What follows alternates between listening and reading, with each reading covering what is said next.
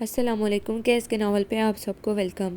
ایک خوبصورت ناول پیش کر رہے ہیں جس کا نام ہے دھند میں ستارے۔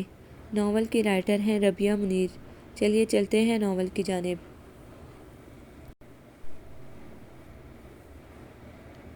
میرب بیٹا اٹھ جائیں، 5:15 بج گئے ہیں۔ آیا اماں کے جھنجھوڑنے پر وہ ہڑبڑا کر اٹھ بیٹھی تھی۔ آیا اماں نے اسے اٹھتے دیکھ کر رات کا خالی دودھ والا گلاس اٹھایا اور باہر نکل گئیں۔ وہ بیڈ سے نیچے اتر کر ننگے پاؤں کھڑکی کی طرف گئی اور پردے پیچھے ہٹاتے ہوئے کھڑکی کے دونوں پٹ کھول دیے۔ باہر کے اندھیرے میں روشنی کا ہلکا سا جٹ پٹا تھا، جیسے جاگی ہوئی آنکھوں میں نیند کا خمار۔ اندھیرے کی وجہ سے ابھی باہر لان کی کوئی بھی چیز واضح نہیں تھی۔ وہ ایک بھرپور انگڑائی لیتے ہوئے وضو کے ارادے کے ساتھ باتھ روم کی طرف چلی گئی اور جائے نماز پر کھڑے ہوتے ہی حسب معمول اس کی آنکھیں بھیگنے لگی تھیں۔ سجدہ کرنے تک آنسوؤں کی جڑی لگ گئی تھی اور سلام پھیر کر دعا کے لیے ہاتھ اٹھاتے ہی معمول کی طرح اس کے آنسو ہچکیوں میں بدل گئے تھے۔ ہمیشہ ایسے ہی ہوتا تھا۔ دعا میں اس نے کبھی کچھ نہیں مانگا تھا، صرف آنسو بہائے تھے، اپنی محرومیوں پر، اپنی کمزوریوں پر۔ آج مجھے ہر حال میں واک کے لیے جانا ہے۔ جائے نماز طے کرتے ہوئے وہ دل میں پکا ارادہ باندھ رہی تھی۔ میں دنیا سے 2000 گز کے فاصلے پر زندگی گزار رہی ہوں۔ میں ہر کام میں دنیا سے پیچھے ہوں، ہر معاملے سے دور ہوں۔ میں دنیا کے درمیان رہنا چاہتی ہوں کیونکہ میں اسی دنیا کا حصہ ہوں، لیکن اس دنیا نے مجھے دودھ میں گری ہوئی مکھی کی طرح نکال کر پھینک دیا ہے۔ بھلا کوئی اپنا حصہ بھی خود سے جدا کرتا ہے؟ کوئی کچھ بھی کرے، میں رہوں گی تو اسی دنیا کا حصہ۔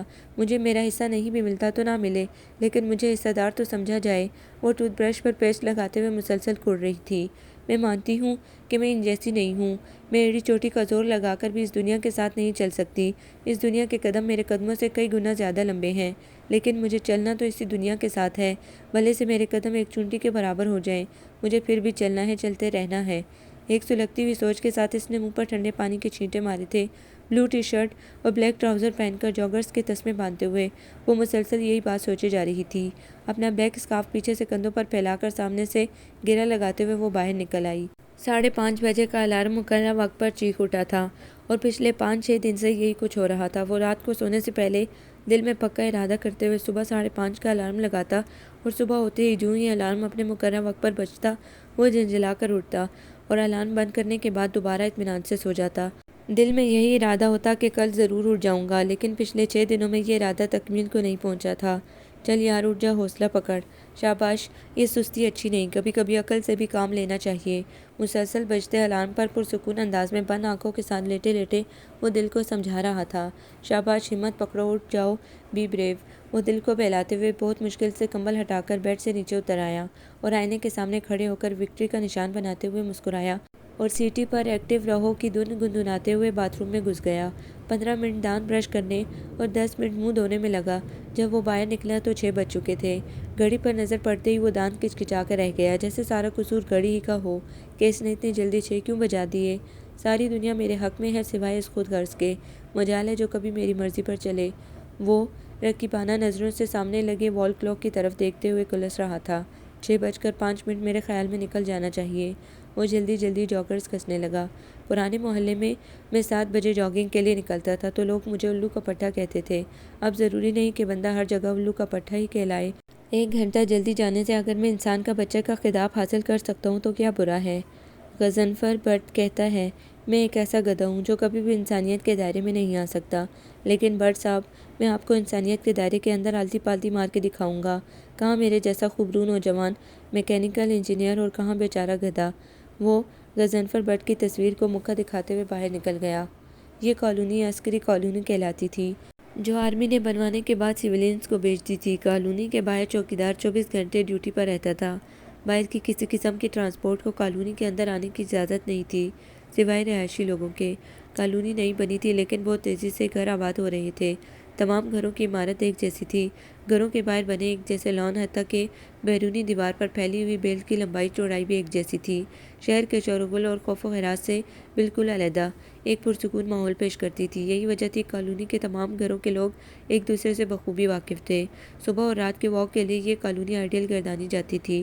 نومبر کا شروع تھا، فضا میں ایک خوشگوار سی ٹھنڈک تھی اور صبح سویرے کی یہ ٹھنڈک کپ کپی کے بجائے گد گدی کرتی محسوس ہو رہی تھی جو لوگ مارننگ واک نہیں کرتے کس قدر ڈل لائف ہے ان کی۔ کم از کم میں تو ایسی زندگی نہیں چاہتی جس میں مارننگ واک نہ ہو۔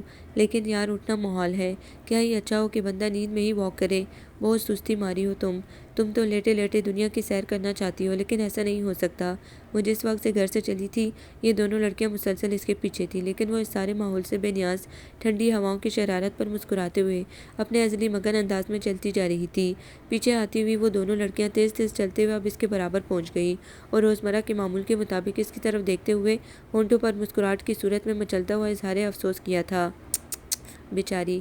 پھر ایک دوسرے کی طرف فاتحانہ نظروں سے دیکھتے ہوئے آگے بڑھ گئیں۔ وہ ان دونوں لڑکیوں کے بارے میں صرف اتنا جانتی تھی کہ وہ اس کے گھر کے بیک سائڈ والے بنگلے میں رہتی تھی، اور یہ کہ وہ روزانہ واک کے دوران اس کے پاس سے گزرتے ہوئے ایک لمحے کے لیے رکتی تھی اور پھر بڑی ترحم بھری نظروں سے اس کی طرف دیکھتے ہوئے آگے بڑھ جاتی تھی۔ یہ سب اس کے لیے نیا نہیں تھا، اور نہ ہی دنیا کی ایسی نظریں اسے اب دکھ دیتی تھیں۔ آپ ایک دن کسی کے برے رویے پر دکھی ہوتے ہیں، 2 دن 3 دن، ساری عمر نہیں۔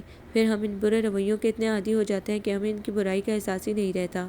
ہر موقع پر لوگوں کی ترحم برساتی نظروں نے اسے یہ باور کروایا تھا کہ وہ ایک مظلوم لڑکی ہے۔ اس پر بھی لوگوں کا بس نہیں چلتا تھا کہ اس کے ماتھے پر قابل رحم کا لیبل لگوا لے۔ اس نے خالی ذہن کے ساتھ دور جاتی ہوئی ان دونوں لڑکیوں کی طرف دیکھا اور واپسی کے لیے قدم موڑ لیے۔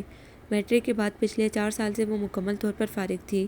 آگے اس لیے نہیں پڑھ سکی کیونکہ اس شہر میں اس کے لیے صرف اتنی ہی تعلیم تھی، اور کسی دوسرے شہر جانے کے لیے نہ ہی اس کا دل راضی تھا اور نہ ہی بھائی کا۔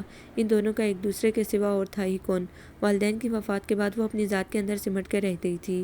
اسے اس بور سے نکالنے والے صرف بھائی کی ذات تھی، جو اس پوری دنیا میں اس کا واحد اور مضبوط سہارا تھی۔ اس کا سارا دن گھر کے 3 کمروں کے گرد چکراتے گزر جاتا، بیڈ روم سے ڈائننگ روم اور ڈائننگ روم سے ٹی وی لاؤنج تک۔ اس وقت بھی وہ ٹی وی لاؤنج میں نیچے کارپیٹ پر اپنے ارد گرد کمبل لپیٹ کر صوفے کے ساتھ ٹیک لگائے بڑے انہماک سے اسمال ونڈر کی دلچسپ حرکتوں کو دیکھتے ہوئے مسکرا رہی تھی۔ جب آیا، اماں ٹرے میں چائے کے 2 کپ بہت قرینے سے سجا کر لے آئیں۔ کیا دیکھ رہی ہے ہماری بٹیا رانی؟ کوئی بہت اچھی فلم لگتی ہے۔ وہ اس کی مسکراہٹ پر نہال ہو گئی اور ٹرے اس کے سامنے نیچے کارپیٹ پر رکھتے ہوئے خود بھی اس کے ساتھ بیٹھ گئی۔ اس نے چائے کا کپ اٹھاتے ہوئے ان کی طرف دیکھا جو بہت دھیان لگا کر فلم دیکھ رہی تھی۔ وہ باورچی خانے کی طرف جا رہی ہے، کہہ رہی ہے کہ بھوک لگی ہے۔ وہ بڑے تفکر کے ساتھ ہونٹوں پر انگلی ٹیڑھی کر کے رکھتے ہوئے اپنی سمجھ کے مطابق ساتھ ساتھ ترجمہ بھی کر رہی تھی۔ وہ کریکٹرز کے الیکشن دیکھ کر انگریزی کا ترجمہ کر لیا کرتی تھی۔ اب تو گرے ہی گرے، اب نہیں بچتا روبوٹ۔ روبوٹ کو سیڑھیوں پر چڑھتا دیکھ کر وہ دہل کر سینے پر ہاتھ رکھتے ہوئے بولی۔ وہ ٹی وی سے نظریں ہٹا کر آیا اماں کی طرف دیکھنے لگی۔ اب اس کی ساری توجہ فلم پر کم اور ان کی دلچسپ حرکتوں پر زیادہ تھی۔ آیا اماں ہر کام کتنی توجہ سے کرتی ہیں؟ وہ بغور ان کا چہرہ دیکھتے ہوئے سوچ رہی تھی، جو ہر سین کے ساتھ تاثرات بدل رہا تھا۔ میں بھی تو ہر کام توجہ سے کر سکتی ہوں، جیسے آیا اماں کی حرکتوں کی نگرانی۔ وہ اپنی سوچ پر خود ہی ہنس پڑی تھی۔ وہ جتنی توجہ سے فلم دیکھ رہی تھی وہ اتنی ہی توجہ سے ان کا چہرہ دیکھ رہی تھی۔ باہر گیٹ پر گاڑی کے تیز ہارن دینے کی آواز آئی تھی۔ فلم میں ایک چھوٹا سا بچہ بری طرح رو رہا تھا اور ان کا بس نہیں چل رہا تھا کہ اسے خود فیڈر بنا کر دے آئیں۔ وہ بحالت مجبوری گیٹ کھولنے گئی تھی۔ چند لمحوں بعد ہی وہ ہاتھ میں ایک چھوٹا سا کاغذ پکڑے مسکراتے ہوئے واپس آئی تھی اور کاغذ اس کے ہاتھ میں پکڑا کر بیٹھ گئیں۔ وہ حیرت سے تہہ کیا ہوا کاغذ کھول کر پڑھنے لگی۔ مائی سویٹ سسٹر، میں شاپنگ کے لیے جا رہا ہوں، تمہیں بھی چلنا ہو تو 5 منٹ میں تیار ہو جاؤ، میں باہر گاڑی میں تمہارا انتظار کر رہا ہوں۔ وہ تحریر پڑھ کر بے ساختہ مسکرا اٹھی تھی۔ آئی لو یو بھائی۔ اس کی آنکھیں بھائی کی محبت پر چمکنے لگی تھی۔ وہ ہمیشہ اپنی شاپنگ اس کی پسند سے کیا کرتے تھے۔ اس میں اعتماد پیدا کرنے کے لیے اور آہستہ آہستہ وہ اس کی صلاحیتوں کو ابھارنے میں کافی حد تک کامیاب ہو گئے تھے۔ اپنی اسکولنگ تک وہ خود ہی خاصی حد تک لاپرواہ رہتی تھی، اپنے آپ سے، اپنے لباس سے، اپنے ارد گرد بستے ہوئے لوگوں سے۔ عام لڑکیوں کی طرح اس کے اندر اپنی شخصیت کو نکھارنے جیسی بالکل خواہش نہیں تھی، یا دوسرے معنوں میں وہ ان باتوں سے خاصی حد تک دور تھی۔ بلا شبہ خوبصورت تو وہ تھی ہی، لیکن اپنی ذات سے لاپرواہی نے اسے بہت دبی دبائی سی شخصیت کا روپ دے دیا تھا، اور یہ انہی کی کوششوں کا نتیجہ تھا کہ وہ ایک لاپرواہ لڑکی سے ایک ذمہ دار لڑکی کا روپ دھار چکی تھی۔ اب تو وہ ان کی پسند میں نقص بھی نکالنے لگی تھی۔ 5 منٹ جیسے کم وقت میں تیاری کے آرڈر پر گھبراتے ہوئے وہ اسی اوٹ پٹانگ حلیے میں باہر کی طرف بھاگی تھی۔ یہ کیا حال بنا رکھا ہے، اس حلیے میں تو ہرگز ساتھ لے کر نہیں جاؤں گا۔ احمد مصنوعی خفگی سے اس کی طرف دیکھتے ہوئے بولے۔ اس سفید جینز اور یلو شرٹ سے زیادہ برے کپڑے نہیں تھے تمہارے پاس؟ وہ ہاتھ کے اشارے سے اسے واپس اندر جانے کا اشارہ کرتے ہوئے بولے۔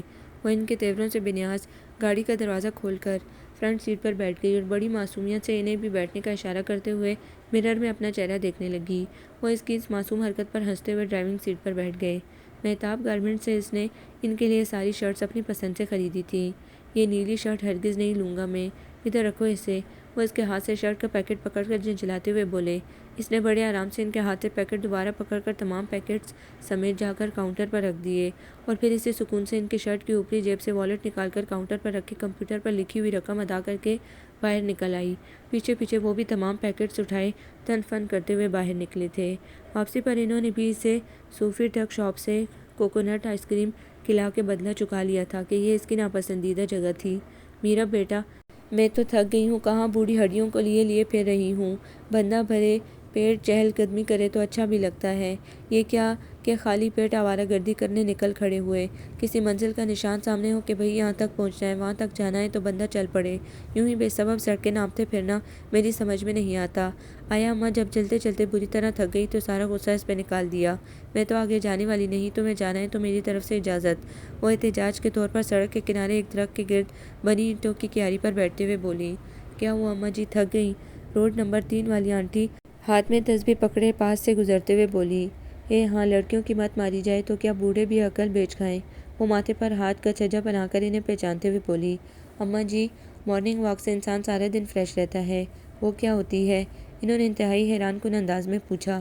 مارننگ واک تو ان کے سر پر سے گزر گیا تھا۔ وہ ان کی بات پر بے ساختہ قہقہ لگاتے ہوئے بولی۔ صبح کی سیر ہوتی ہے اماں جی، ایک دفعہ اولاد جوان ہو کر کندھوں سے آ لگی ہے، ابھی تک سڑکوں پر ٹھٹے لگا رہی ہے۔ آیا اماں کو ان کا یوں سڑک پر منہ پھاڑ کے ہنسنا ایک آنکھ نہیں بھایا تھا۔ کچھ اپنی شرمندگی بھی مٹانا تھی۔ وہ منہ ہی منہ میں بڑبڑاتے ہوئے اٹھ کھڑی ہوئی۔ وہ اس وقت سے مسلسل ان دونوں کے چہرے کو بڑی دلچسپی سے دیکھ رہی تھی۔ اچھا پھر اماں جی، اوکے۔ وہ اپنی تسبیح پھیرتے ہوئے آگے بڑھ گئی۔ دیکھو تو ذرا اسے، ہاتھ میں تسبیح زبان پر، اوکے۔ عاقبت سنورتی ہوئی نہیں لگتی مجھے اس کی۔ وہ انہیں دور جاتا دیکھ کر ایک دفعہ پھر بڑبڑائی۔ وہ انہیں اٹھتا دیکھ کر جلدی سے ان کا ہاتھ پکڑتے ہوئے دوبارہ آگے کی طرف چل پڑی۔ آج ہوا تو تیز نہیں تھی لیکن پھر بھی ہلکی ہلکی ٹھنڈک محسوس ہو رہی تھی۔ اتنی ٹھنڈک نہیں تھی کہ سویٹر پہننے کی نوبت آتی، لیکن انہوں نے تو گھر سے چلتے ہوئے سویٹر کے ساتھ ساتھ گرم شال بھی اوڑھ لی تھی۔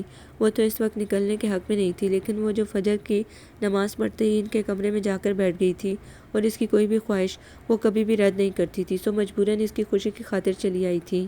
وہ اپنی روڈ سے نکل کر ابھی دائیں طرف والی روڈ پر پہنچی تھی کہ تھکن سے ان کا یہ حال تھا۔ 2 منٹ چلتی تو 5 منٹ سانس لینے کو رک جاتی۔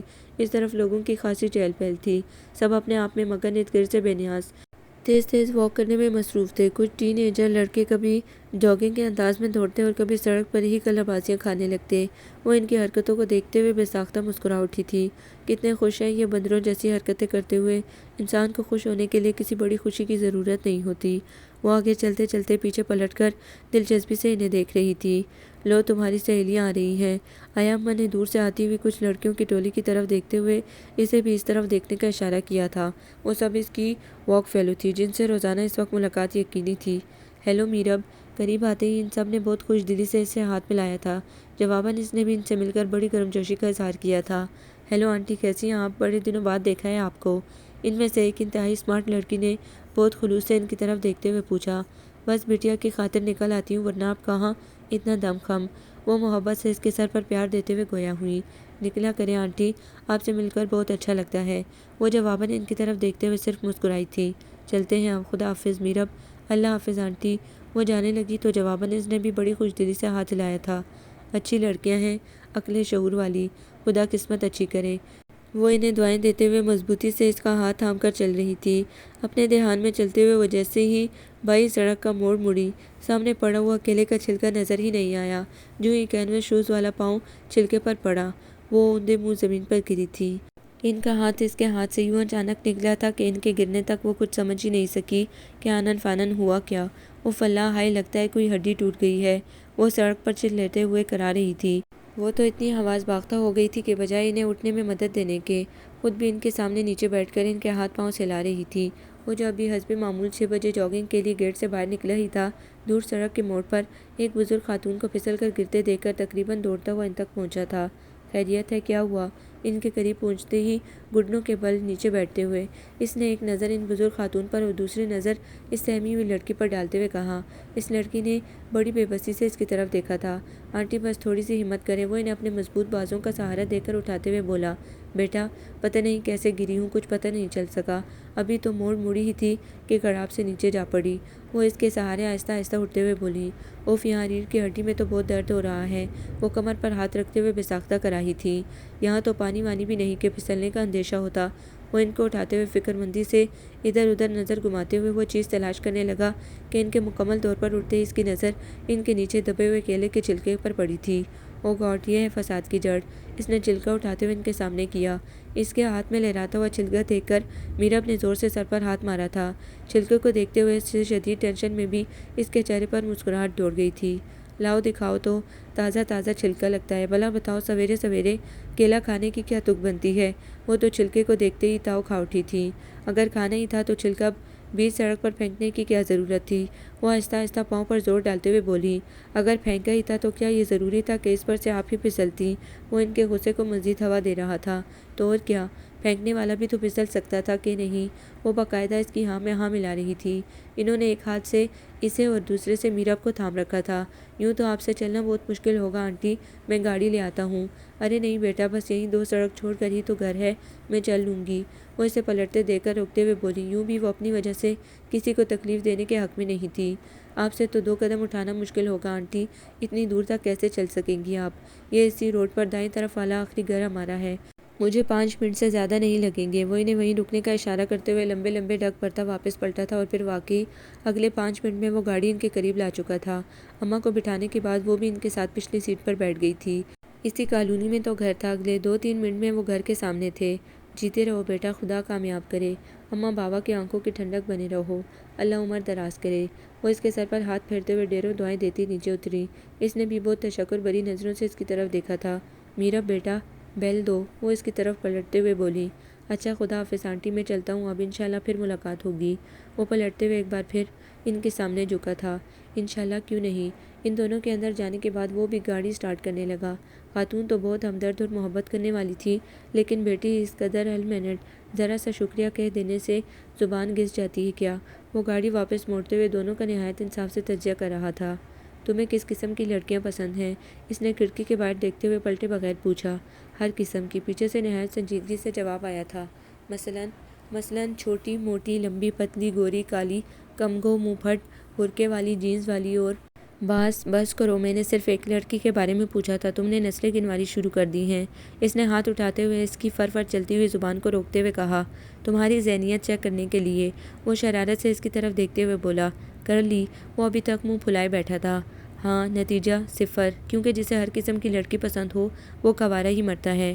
کیوں؟ وہ کمپیوٹر آف کر کے جزبز ہوتے ہوئے بولا۔ کیونکہ ہر قسم کی لڑکی سے تو شادی نہیں ہو سکتی، شادی تو کسی ایک سے ہی ہو سکتی ہے۔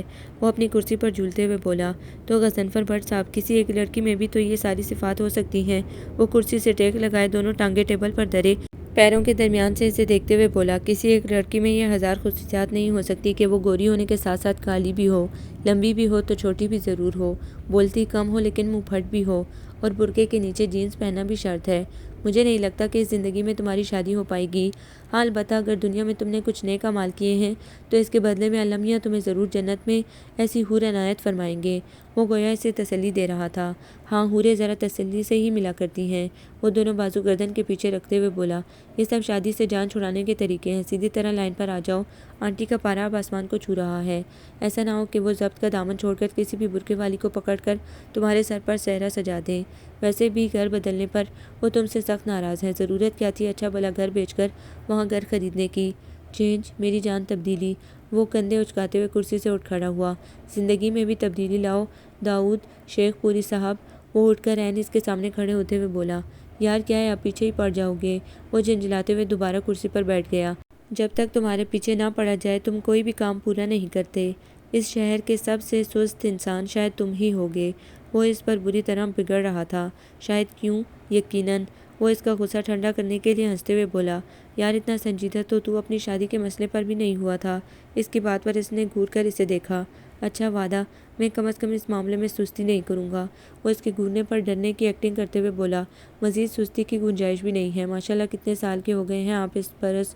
اس نے دونوں ہاتھ ٹیبل پر رکھتے ہوئے تھوڑا سا جھک کر بڑی سنجیدگی سے پوچھا۔ یہی کوئی 32-33 سال، وہ کان کھجاتے ہوئے بولا۔ 32-33 سال ملا کر کتنے ہوئے؟ اس نے بڑے مصروف انداز میں انگلیوں پر حساب کرتے ہوئے پوچھا۔ اپنی عمر لگا لو، حساب کرنے کی کیا ضرورت ہے؟ اس نے مسکراتے ہوئے حساب برابر کیا۔ ایک نیام میں 2 تلواریں نہیں رہ سکتی۔ اس کے جواب پر وہ تلملا اٹھا۔ ہائے، رہنا پڑ رہا ہے، مجبور ہیں، اف اللہ کچھ کہہ بھی نہیں سکتے۔ اس کی دعائی پر وہ بے ساختہ مسکرا اٹھا۔ اس نے گیٹ کے باہر رک کر بڑی احتیاط سے بیل بجائی تھی۔ کون ہے؟ اندر سے بڑے مصروف انداز میں پوچھا گیا تھا۔ گیٹ کھلا ہوا تھا۔ وہ جھجکتے ہوئے اندر چلی آئی، لیکن سامنے نظر پڑتے ہی وہ جھجک کر مزید 2 قدم پیچھے ہٹ گئی تھی، کیونکہ لان کے بیچوں بیچ احمد ڈار صاحب نکر اور بنیان پہن کر ایکسرسائز کرنے میں مصروف تھے۔ ٹخنوں تک ہاتھ لے جانے کے لیے جو ہی دونوں ہاتھ اوپر کی طرف اٹھائے، پہلی نظر سیدھی گیٹ کے پاس شرمندہ شرمندہ سی کھڑی پڑوسن پر پڑی تھی اور دوسری نظر اپنے اختصار زدہ حلیے پر۔ انہوں نے انتہائی خجل ہوتے ہوئے پاس پڑی ہوئی لان چیئر سے تولیہ اٹھا کر کندھوں پر ڈالا تھا، بس نہیں چل رہا تھا کہ ٹانگوں پر بھی لپیٹ لیں۔ شرمندہ سی چال چلتے ہوئے وہ گیٹ تک پہنچے تھے۔ السلام علیکم۔ انداز انتہائی مہذب تھا۔ ایکچولی روزانہ ایکسرسائز میری روٹین ہے، اگر صبح نہ کر سکوں تو اس وقت شام میں کر لیتا ہوں۔ وہ اپنی خجالت مٹانے کے لیے خواہ مخواہ صفائی پیش کر رہے تھے۔ جی، وہ نظریں ارادی طور پر ہاتھ میں پکڑے بوکے پر جمائے کھڑی تھی۔ میرے خیال میں السلام علیکم کا جواب جی کے بجائے وعلیکم السلام ہوتا ہے۔ وہ اس کی گھبراہٹ کا مزہ لیتے ہوئے بولے، وہ میں آنٹی کی عیادت کرنے آئی تھی۔ اس نے اپنے ہاتھوں میں پکڑا بوکے اس طرح اس کے سامنے کیا جیسے اپنے آنے کا مقصد کا یقین دلا رہی ہو۔ کون آنٹی؟ انہوں نے جان بوجھ کر حیران ہوتے ہوئے پوچھا۔ جو یہاں رہتی ہیں۔ وہ اس کی حیرت پر حیران ہوتے ہوئے بولی، اچھا آیا اماں، ان کے سامنے انہیں آنٹی مت کہہ دیجیے گا، برا مانتی ہیں۔ لیکن میں تو ہمیشہ انہیں آنٹی ہی کہتی ہوں، انہوں نے تو کبھی برا نہیں مانا۔ وہ اب کی بار ذرا اعتماد سے گویا ہوئی تھی۔ وہ اپنے آپ کو اماں کہلوانا ہی پسند کرتی ہیں۔ چلیں، ہو سکتا ہے کہ ان پھولوں کے بدلے ہی کچھ معافی تلافی ہو جائے۔ اپنے کمرے میں ہیں وہ، اور کمرہ کس طرف ہے آپ جانتی ہی ہیں۔ وہ مسکرا کر کندھے اچکاتے ہوئے سامنے سے ہٹ گئے۔ عجیب آدمی ہے یہ بھی، دروازے میں کھڑے کھڑے انٹرویو شروع کر دیا۔ سیدھی طرح نہیں کہہ سکتے تھے آنٹی کمرے میں ہیں۔ وہ سوچتے ہوئے اندر کی جانب بڑھ گئی اور ان کے کمرے کا دروازہ بجا کر اندر چلی آئی۔ السلام علیکم آنٹی۔ وہ جو عصر کی نماز پڑھنے کے بعد جائے نماز طے کر رہی تھی، بے اختیار خوش ہوتے ہوئے اس کی طرف بڑھی۔ وعلیکم السلام، کیسی ہو بیٹا؟ انہوں نے اس کے سر پر ہاتھ پھیرتے ہوئے پوچھا۔ میں ٹھیک ہوں، یہ میں آپ کے لیے پھول لائی تھی۔ اب کیسی طبیعت ہے آپ کی؟ اللہ کا شکر ہے، پہلے سے کافی بہتر ہوں۔ ان پھولوں کی بھلا کیا ضرورت تھی؟ وہ بوکے اپنے بیڈ کی سائڈ ٹیبل پر رکھتے ہوئے بولی۔ یہ عیادت کرنے کا ایک خوبصورت انداز ہوا کرتا ہے آیا اماں۔ اس سے پہلے کہ وہ کوئی جواب دیتی، وہ ٹرے میں کولڈ ڈرنک کے 3 گلاس سجا کر اندر لاتے ہوئے بولے۔ ان کے جواب پر وہ دونوں بے ساختہ مسکرا اٹھیں۔ وہ کپڑے بدل کر انتہائی شریفانہ حلیے میں سامنے آئے تھے۔ میرب کہاں ہے؟ بلا کر لاؤ اسے، کہو فاطمہ آئی ہے۔ وہ بڑے پیار سے فاطمہ کی طرف دیکھتے ہوئے بولی۔ جی میں بتا آیا ہوں، اپنے کمرے میں تھی، آ ہی رہی ہوگی۔ وہ ٹرے ٹیبل پر رکھ کر گلاس اس کی طرف بڑھاتے ہوئے بولے۔ بس اپنے آپ میں گم ہو کے رہ گئی ہے میری بچی، کسی سے گلتی ملتی ہی نہیں، کوئی آ جائے تو پاس بیٹھ جاتی ہے، خود سے کہیں آنا جانا ہی نہیں اس کا۔ تم آ جایا کرو بیٹا، یا اسے اپنے پاس بلا لیا کرو، دل اُب جاتا ہے بندے کا گھر میں، بلائی پھرتی ہے۔ وہ درد سے چور لہجے میں آہستہ سے گویا ہوئی تھی، اور کیسے نہ ہوتی، اپنی گود میں پالا تھا اس کو، اس کے دکھ پر کلیجہ پھٹتا تھا۔ اماں اللہ کے آگے انسان بے بس ہے، وہ جو کرتا ہے بہتر کرتا ہے۔ ہمیں زندگی میں جو محرومیاں ملی ہیں، ان کو سامنے رکھتے ہوئے تو ہم خدا سے شکوہ کر جاتے ہیں کہ تیرے اس کام میں کیا مصلحت تھی، ہمیں ہی کیوں کمزور بنایا گیا۔ لیکن خدا کو تو اپنے سب بندے پیارے ہیں، کسی کے اندر بہت ساری خوبیوں کے ساتھ کچھ کمزوریاں بھی ہیں، مکمل تو یہاں کوئی بھی نہیں۔ یہ تو نہیں کہ جو سب سے خوبصورت ہوگا وہی اللہ کو پیارا ہوگا، ایسا نہیں ہے۔ ہو سکتا ہے ایک چلنے پھرنے سے معذور انسان خدا کو سب سے پیارا ہو۔ محرومیاں اور خوبیاں تو خدا کے ہاتھ میں ہیں، وہ جسے چاہے نواز دے، انسان کا تو اختیار نہیں۔ پھر کیوں نہ ہم شاکر رہیں اس کی نعمتوں پر، محرومیوں پر شکوہ کرنے کے بجائے جو دیا اس کا شکر ادا کریں۔ ان کے لفظوں سے، ان کے لہجے سے شکر گزاری جھلک رہی تھی۔ ماں میرا اندر چلی آئی اور سامنے فاطمہ کو بیٹھا دیکھ کر وہ ایک سرخوشی کسی کیفیت میں آگے بڑھ کر اس سے گلے ملی تھی۔ تم تو آتی نہیں ہو، میں ہمیشہ کی طرح خود ہی چلی آئی۔ مسکرا کر اس کی طرف دیکھتے ہوئے اس نے شکوہ کیا۔ میرا بھی اسے بیٹھنے کا اشارہ کرتے ہوئے خود بھی اس کے ساتھ ہی صوفے پر بیٹھ گئی، پھر سامنے رکھے ہوئے سفید پھولوں کے گلدستے کی طرف دیکھتے ہوئے مسکرا کر آنکھوں ہی آنکھوں میں اس کا شکریہ ادا کیا تھا، جسے اس نے بھی آنکھوں میں ہی مسکراتے ہوئے وصول کیا۔ پھولوں سے نظر ہٹتے اس کی مسکراتی نظروں نے بھائی کے چہرے تک کا سفر کیا تھا، اور ان کی آنکھوں کی جگمگاتی روشنیوں کو ایک شرارتی نظر ڈال کر اس نے مڑ کر فاطمہ کی طرف دیکھا، پھر دوبارہ بھائی کی طرف دیکھ کر اماں سے نظر بچاتے ہوئے انگوٹھے اور شہادت کی انگلی کو ملا کر گویا لڑکی کے پرفیکٹ ہونے کا اشارہ دیا تھا۔ اس کی اس حرکت پر وہ بے اختیار کھانستے ہوئے باہر نکل گئے۔ اسے کیا ہوا؟ اماں نے حیران نظروں سے اس کی طرف دیکھا۔ اس نے لاپرواہی سے کندھے اچکا دیے۔ میں اب چلتی ہوں آنٹی، دیر ہو رہی ہے، پھر آؤں گی۔ وہ ان کے معنی خیز انداز پر گھبراتے ہوئے ایک دم اٹھ کھڑی ہوئی۔ ضرور بیٹا، تمہارا اپنا گھر ہے، آتی جاتی رہا کرو، وہ شفقت سے اس کے سر پر ہاتھ رکھتے ہوئے بولی۔ اوکے میرب۔ وہ اسے ہاتھ ملاتے ہوئے باہر نکل آئی۔ وہ جان بوجھ کر اسے باہر تک چھوڑنے نہیں گئی تھی، وہ چشم تصور سے ہی باہر کا نظارہ کر کے مسکرا اٹھی۔ اور باہر کا نظارہ اس کی توقع کے عین مطابق تھا۔ اس نے کھڑکی کے پاس کھڑے ہو کر ذرا سا پردہ کھسکا کر باہر دیکھا تھا۔ وہی سے الوداع کہنے گیٹ پر موجود تھے۔ پھر آئیے گا، وہ شرارت سے مسکرا کر اس کی طرف دیکھتے ہوئے بولے۔ جی، وہ خاصے ہوں انداز میں سر اٹھاتے ہوئے بولی۔ یہ روایت ہے جب مہمان رخصت ہونے لگتا ہے تو میزبان اسے دوبارہ آنے کے لیے کہتا ہے۔ تو پھر کب آئیں گی آپ؟ وہ اس کی گھبراہٹ پر لطف اندوز ہو رہے تھے۔ مہمان کیا اپنے آنے کی تاریخ بھی بتا کر جاتا ہے؟ وہ ہمیشہ ہی ان کے سامنے نروس ہو جایا کرتی تھی، لیکن آج تو وہ ڈھیر ساری دعائیں مانگ کر آئی تھی کہ اللہ میاں جی، آج مجھے اس بندے کے سامنے کنفیوز مت ہونے دینا۔ بالکل بااخلاق مہمان کو ایسا ہی کرنا چاہیے۔ وہ اس کی بات کا مزہ لیتے ہوئے بولے۔ لیکن ہمارے ہاں تو یہ روایت نہیں ہے۔ وہ اپنی مسکراہٹ روک کر یوں ہی ادھر ادھر دیکھتے ہوئے بولی۔ آپ کے ہاں تو دل رکھنے کی بھی روایت نہیں ہے شاید۔ وہ سیدھے سیدھے تانوں پر اتر آئے۔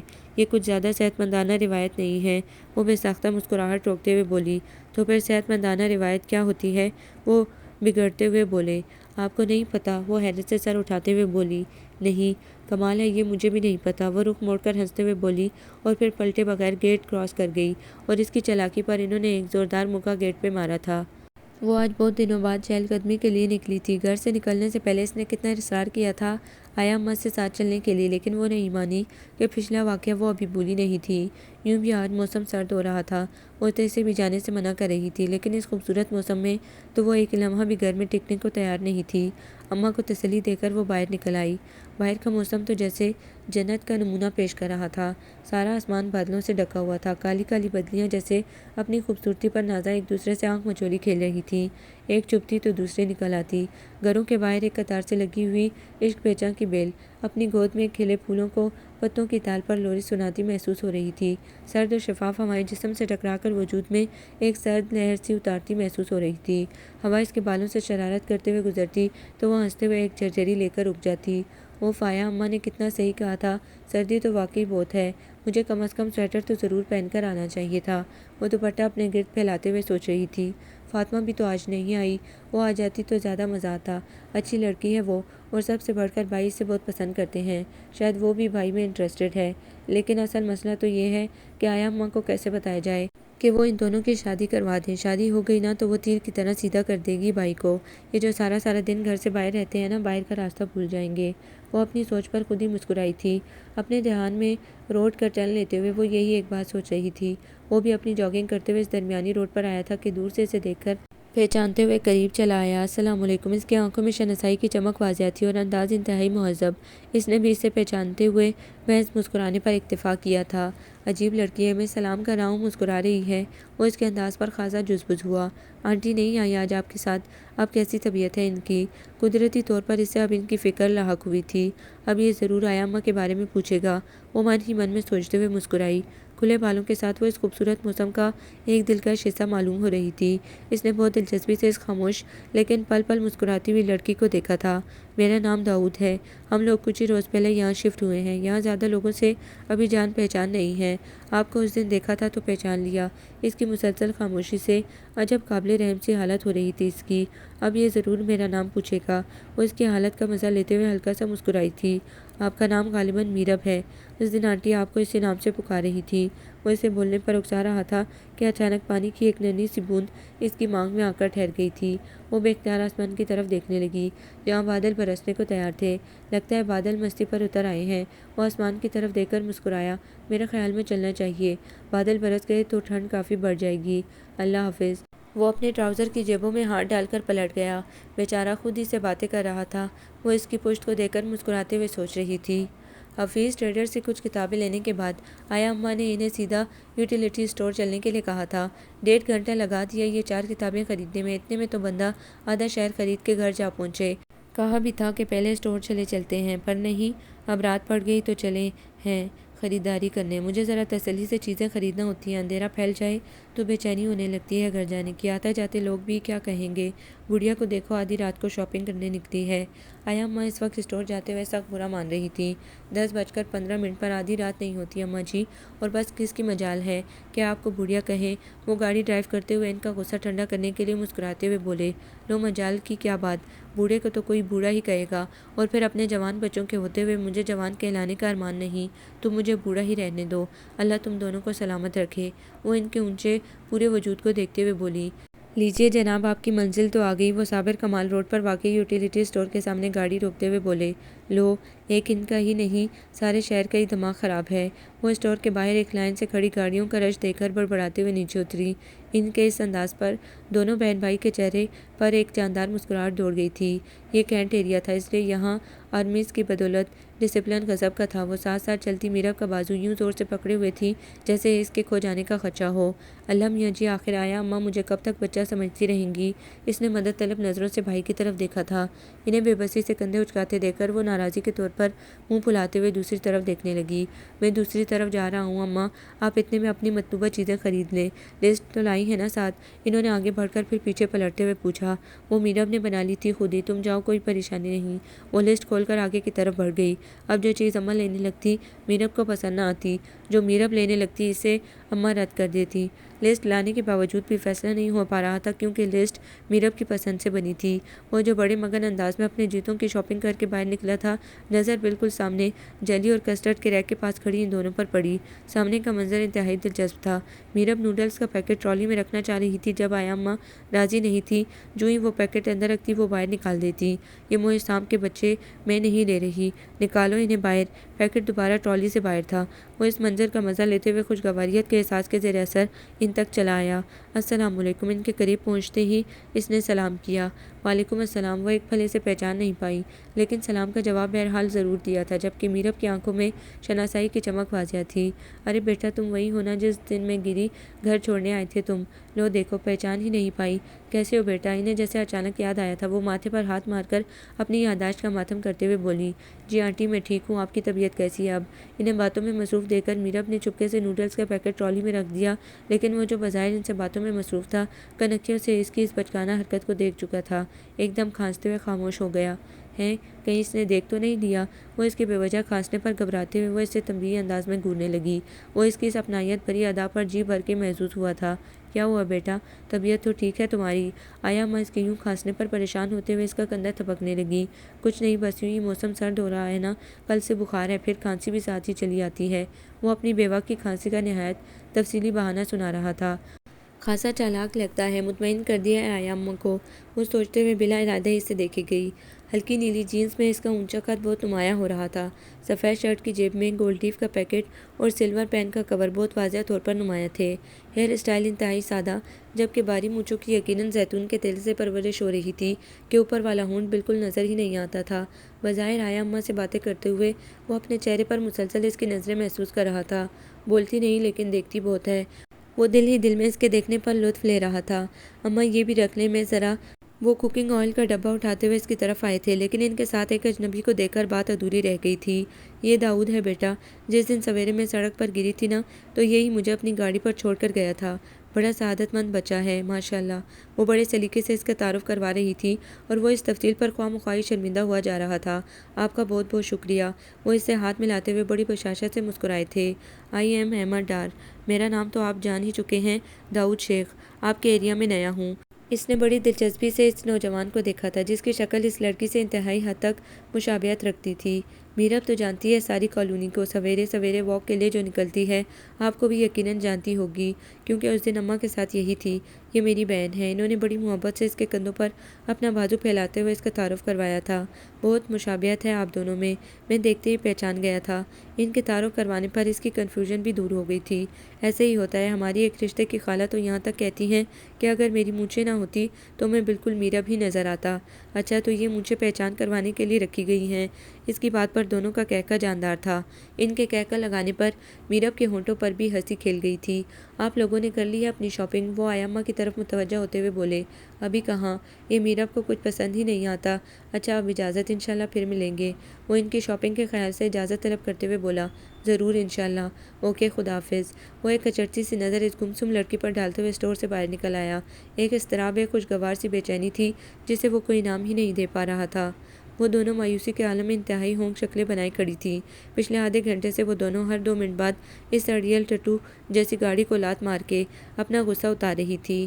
وہ تو یوں شکوہ بری نظروں سے گاڑی کی طرف دیکھ رہی تھی جیسے جانثار محبوب سرعام بے وفائی پر اتر آیا ہو۔ ہوا یہ تھا کہ فاطمہ کو اپنی ایک دوست کی طرف جانا تھا، سو وہ میرب کو بھی اپنے ساتھ لے آئی تھی۔ اپنی کالونی سے نکل کر ابھی وہ کچھ ہی دور پہنچی تھی کہ گاڑی کا ٹائر پنکچر ہو گیا اور کوئی ایکسٹرا ٹائر گاڑی میں نہیں تھا۔ اگر ہوتا تو بھی فضول تھا، انہیں کون سا لگانا آتا تھا۔ لیکن بہرحال کسی کی مدد تو لی جا سکتی تھی، لیکن فی الحال ایسا ممکن ہوتا نظر نہیں آ رہا تھا کیونکہ یہ علاقہ انتہائی ویران تھا۔ کسی سنگ دل صنم سے زیادہ بری ہے یہ گاڑی، اس نے کوئی چوتھی بار گاڑی کی ڈگی کو لات مارتے ہوئے کہا۔ کینٹ سائیڈ میں تو خدا کسی دشمن کو بھی نہ رکھے، سر شام گھروں میں یوں چھپ کے بیٹھ جاتے ہیں جیسے باہر کرفیو لگ گیا ہو۔ وہ ویران سڑک کو دیکھتے ہوئے کھول رہی تھی۔ یہ کینٹ کا بہت سنسان روڈ تھا جہاں سر شام ہی گیدڑ بولنے لگتے تھے، بلکہ آس پاس کی جھاڑیوں سے انسانوں کی بو سونگھتے ہوئے نکل بھی آتے تھے۔ سڑک کے ایک طرف 1920 کے زمانے کے بنگلوں کی ایک لمبی قطار تھی جن کا رنگ و روغن بھی غالباً 1920 میں ہی کروایا گیا تھا۔ سڑک کی دوسری طرف خوفناک قسم کی جھاڑیاں تھیں۔ وہ جب بھی اس روڈ سے گزرتی اس طرف سے نظریں پھیر لیا کرتی تھی، لیکن آج تو عین ان کے سامنے قسمت نے لا کھڑا کیا تھا۔ گاڑی کو یوں بے یارو مددگار چھوڑ کر بھی نہیں جایا جا سکتا تھا کہ کوئی مدد کو آتا یا نہیں، البتہ اکیلی گاڑی کو اگلے 10 منٹ میں ضرور مشکوک قرار دیتے ہوئے تھانے پہنچا دیا جاتا۔ اب کیا ہوگا؟ مجھے تو بہت ڈر لگ رہا ہے، عجیب مشکل میں پھنس گئے ہیں۔ وہ گاڑی کے دروازے کے ساتھ ٹیک لگائے جنجلا رہی تھی۔ اس کی پریشان صورت دیکھتے ہوئے وہ اس کے قریب چلی آئی۔ دیکھو تم پریشان مت ہو، میں کچھ کرتی ہوں۔ وہ سامنے والے بنگلے کے لان میں ایک خاصے پرانے اسٹائل کا ویزپا کھڑا تھا، شاید کچھ مدد مل جائے۔ تم یہیں رکنا، میں ابھی آتی ہوں، گھبرانا مت، ٹھیک ہے؟ وہ اس کا ہاتھ تپ تپاتے ہوئے اس سے زیادہ خود کو تسلی دے رہی تھی۔ اس نے ویران سڑک کو دیکھتے ہوئے بے حد گھبرا کر زور سے اس کا ہاتھ پکڑ لیا۔ دیکھو اب کچھ ہمت تو کرنی ہے نا، یوں ہی کھڑے کھڑے تو کوئی مدد کو نہیں آئے گا۔ بس میں ابھی گئی اور ابھی آئی۔ وہ اپنے کانپتے دل کو میں بہادر ہوں کا سبق پڑھاتے ہوئے آگے بڑھ گئی اور وہ پیچھے تیسرا کلمہ اور آیت الکرسی پڑھ پڑھ کر خود پر اور گاڑی کے پنکچر ٹائر پر پھونکتی رہی، لیکن یہ گاڑی پھونکوں سے ٹھیک ہونے والی نہیں تھی۔ یہ بات وہ اگلے 10 منٹ میں بخوبی جان گئی تھی۔ البتہ یہ دعا ہی کا اثر تھا کہ خوف کچھ کم ہو گیا تھا۔ وہ مسلسل آنکھیں بند کیے آیت الکرسی پڑھ رہی تھی۔ پھر جب اگلے 5 منٹ تک بھی فاطمہ واپس نہیں آئی تو اس نے پریشان ہوتے ہوئے پیچھے پلٹ کر دیکھا تھا، لیکن پیچھے کا منظر دیکھ کر اس کا اوپر کا سانس اوپر اور نیچے کا نیچے رہ گیا تھا۔ ایک لمحے کے لیے تمہاری دہشت کے وہ سن ہو کر رہ گئی تھی، لیکن جب اسے ہٹے کٹے گیدڑ کو اپنے سے کچھ ہی فاصلے پر سڑک کے درمیان تک پہنچتے دیکھا تو بے حد خوفناک چیخ اس کے حلق سے نکلی تھی جو اس ویران سڑک پر دور تک گونج اٹھی تھی۔ وہ جو آفس ٹائم کے بعد گھر جاتے ہوئے ابھی اس سڑک کا موڑ مڑا ہی تھا کہ ایک دلدوز نسوانی چیخ اس کے کانوں سے ٹکرائی تھی۔ اس نے نہایت پریشان ہوتے ہوئے سامنے دیکھا تھا جہاں سڑک کے درمیان کھڑی گاڑی کے ساتھ ایک لڑکی نہایت خوفزدہ انداز میں کھڑی مسلسل چیخ رہی تھی اور اس سے چند قدم کے فاصلے پر ایک گیدڑ تیزی سے اس کی طرف بڑھ رہا تھا۔ او مائی گاڈ! وہ اس سچویشن پر بے حد گھبراتے ہوئے گاڑی کو 90 کی اسپیڈ پر بھگاتے ہوئے اس کے قریب پہنچا تھا۔ گاڑی کو تیزی سے بریک لگاتے ہی ایک زوردار چرچراہٹ گونجی تھی۔ گیدڑ جو آگے بڑھ رہا تھا خوفزدہ ہو کر تیز رفتاری سے دوڑتے ہوئے دوبارہ جھاڑیوں میں غائب ہو گیا تھا۔ ماحول میں ایک دم بہت خاموشی چھا گئی تھی۔ وہ گاڑی کا دروازہ کھولتے ہوئے باہر نکل آیا جہاں وہ ابھی تک اسی زاویے سے دونوں ہاتھ چہرے پر رکھے کھڑی تھی۔ اسے اس کا انداز بہت عجیب محسوس ہوا تھا۔ بہت فطری سی بات ہے، جب آپ اپنے گرد کوئی تیز آواز سنتے ہیں تو چونک جاتے ہیں، بے اختیار اس آواز کے تعاقب میں دیکھتے ہیں، وہ بھی اس حالت میں جب آپ کو اپنی جان کا خطرہ ہو اور اس ویرانے میں آپ کو کوئی آواز سنائی دے جائے تو آپ بے اختیار پلٹ کر دیکھتے ہیں۔ اس ویرانے میں وہ آواز ہی آپ کے لیے مسیحا بن جاتی ہے، لیکن وہ ارد گرد سے بے نیاز خوفزدہ انداز میں دونوں ہاتھ چہرے پر رکھے کھڑی تھی۔ وہ بہت آہستگی سے چلتے ہوئے اس کے قریب چلا آیا۔ محترمہ، آنکھ اوجھل ہونے سے پہاڑ اوجھل نہیں ہو جاتا، وہ وہیں کھڑا رہتا ہے، البتہ آپ کو نظر نہیں آتا۔ آپ میں ذرا سی بھی عقل ہوتی تو گاڑی کا دروازہ کھول کر اندر بیٹھ جاتی، کیونکہ میرا نہیں خیال کہ آپ گاڑی کو لاک کر کے اس ویرانے میں چہل قدمی فرما رہی تھی، جبکہ شام بھی اچھی خاصی ہو رہی ہے۔ وہ اسے پہچان چکا تھا، لہٰذا اس کے چہرے سے ہاتھ ہٹاتے ہوئے بڑے تحمل سے گویا ہوا۔ وہ محسوس تو کر ہی رہی تھی کہ بلا ٹل چکی ہے، لیکن مارے خوف کے چہرے سے ہاتھ ہٹا نہ پائی تھی۔ اب اس نے اس کے چہرے سے ہاتھ ہٹائے تو وہ بے اختیار بدک کر 2 قدم پیچھے ہٹی تھی، لیکن سامنے اسے دیکھ کر اس نے بے حد حیران ہوتے ہوئے پہلے اسے اور پھر سڑک پر پیچھے پلٹ کر دیکھا تھا جہاں اب کچھ بھی نہیں تھا۔ اس کا جانے کب سے رکا ہوا سانس بحال ہوا تھا۔ گیدڑ انتہائی بزدل جانور ہے، آپ نے اپنا یہ 3 انچ کا سینڈل اتار کر مارا ہوتا وہ بھاگ جاتا، اور یہ ایسی بھی شرمندگی والی بات نہیں کہ انسان چہرے سے ہاتھ ہی نہ ہٹائے۔ وہ بہت ہلکے پھلکے انداز میں اس کا خوف ظاہر کرنے کی کوشش کر رہا تھا کہ حقیقت میں وہ بھی چند لمحوں کے لیے گھبرا گیا تھا۔ وہ پلکیں جھپکائے بغیر یکٹک اس کا چہرہ دیکھ رہی تھی جیسے ابھی تک کسی خوف کے حصار میں ہو۔ ایک بے بسی کا احساس اس کے سینے کو سلگا گیا تھا کہ آنکھیں یکدم آنسوؤں سے بھر گئی تھی۔ اس نے اپنی اس کمزوری کو چھپانے کے لیے آنکھیں جھکا لیں، لیکن کمزوری تو ظاہر ہو چکی تھی کہ آنسو پلکوں کا بند توڑ کر گالوں پر پھسل آئے تھے۔ اس نے بے اختیاری کسی کیفیت میں اس کے گالوں پر پھیلتے ایک ایک آنسو اپنی پوروں پر اٹھایا تھا کہ اسی آن فاطمہ ایک قطار سے بنے بنگلوں میں سے ایک بنگلے سے ہفتہ خیزہ باہر نکلی تھی اور تقریباً دوڑتی ہوئی ان تک پہنچی تھی۔ یہ کیسی آواز تھی؟ کون چیخا تھا؟ گاڑی بھی بڑے زور سے رکی تھی۔ وہ میراب کے سامنے کھڑے اس نوجوان کو پہچانتی تھی کہ ایک ہی کالونی میں رہنے کی وجہ سے اسے کئی بار آتے جاتے دیکھا تھا۔ وہ احمقانہ حد تک پریشان نظر آ رہی تھی۔ یہ محترمہ چیخی تھی ایک بیچارے گیدڑ کو دیکھ کر، اگر میں بروقت نہ پہنچ جاتا تو گیدڑ تو یہاں ضرور ہوتا، لیکن ان کے یہاں ہونے کی میں گارنٹی نہیں دے سکتا تھا۔ کیا؟ اس کی تو خوف سے رنگت پیلی پڑ گئی تھی۔ گیدڑ نکل آیا تھا۔ چلو یک نہ شد دو شد۔ وہ ان دونوں کی حالت کا مزہ لیتے ہوئے بڑبڑایا۔ وہ اصل میں ہوا یہ تھا کہ ہماری گاڑی کا ٹائر پنکچر ہو گیا تھا، یہاں تو کسی گاڑی کے گزرنے کے آثار نہیں تھے، تو میں اسے یہاں کھڑا کر کے سامنے والے بنگلے میں گئی تھی کہ شاید کچھ مدد مل جائے، لیکن عجیب لوگ ہیں، اپنے مکان کی طرح سڑے ہوئے ملازم سے کہلوا کر مجھے ڈرائنگ روم میں پورے 20 منٹ بٹھائے رکھا، اور میزبان ندارت۔ چیخ کی آواز سنتے ہی میں تو دوڑی آئی کہ یا اللہ خیر، پتہ نہیں کیا ہو گیا۔ وہ فر اپنی مشکل کی گھڑی بیان کر رہی تھی۔ اب آپ لوگ ایسا کیجیے، میری گاڑی میں بیٹھیے، میں آپ دونوں کو گھر چھوڑ آتا ہوں، اور اپنی گاڑی کی فکر مت کریں، میں ٹائر لگوا کر آپ کے گھر پہنچا دوں گا۔ جلدی کریں ورنہ کوئی دوسرا گیدڑ بھی نکل آئے گا۔ اس نے تو یوں ہی ڈرایا تھا، اور وہ سچ مچ ڈر گئی تھی۔ وہ اس کا ہاتھ پکڑتے ہوئے تیزی سے گاڑی میں بیٹھ گئی۔ کیا گیدڑ بہت خونخوار جانور ہوتا ہے؟ گاڑی کے چلتے اس نے نہایت خوفزدہ انداز میں پوچھا تھا۔ بہت زیادہ خوفناک، غصے میں آ جائے تو 1 منٹ میں انسان کو چیر پھاڑ کے رکھ دے۔ وہ ان دونوں کو ڈرانے لگا۔ میں نے سنا ہے کہ عقل مند لوگ محبت نہیں کرتے۔ وہ پانی پیتے ہوئے شیشے کے گلاس کے پیچھے سے اسے دیکھتے ہوئے بولا۔ اپنے جیسے ہی کسی بندے سے سن لیا ہوگا۔ وہ کڑے تیوروں سے اسے دیکھتے ہوئے بولا۔ تم کیوں غصہ کر رہے ہو؟ میں نے عقل مندوں کی بات کی تھی۔ وہ معنی خیز انداز میں مسکراتے ہوئے بولا۔ اگر خدا کی طرف سے مجھے خون معاف ہوتا تو میں یقیناً تمہارا ہی قتل کرتا۔ وہ جارحانہ انداز میں اس کی طرف دیکھ رہا تھا۔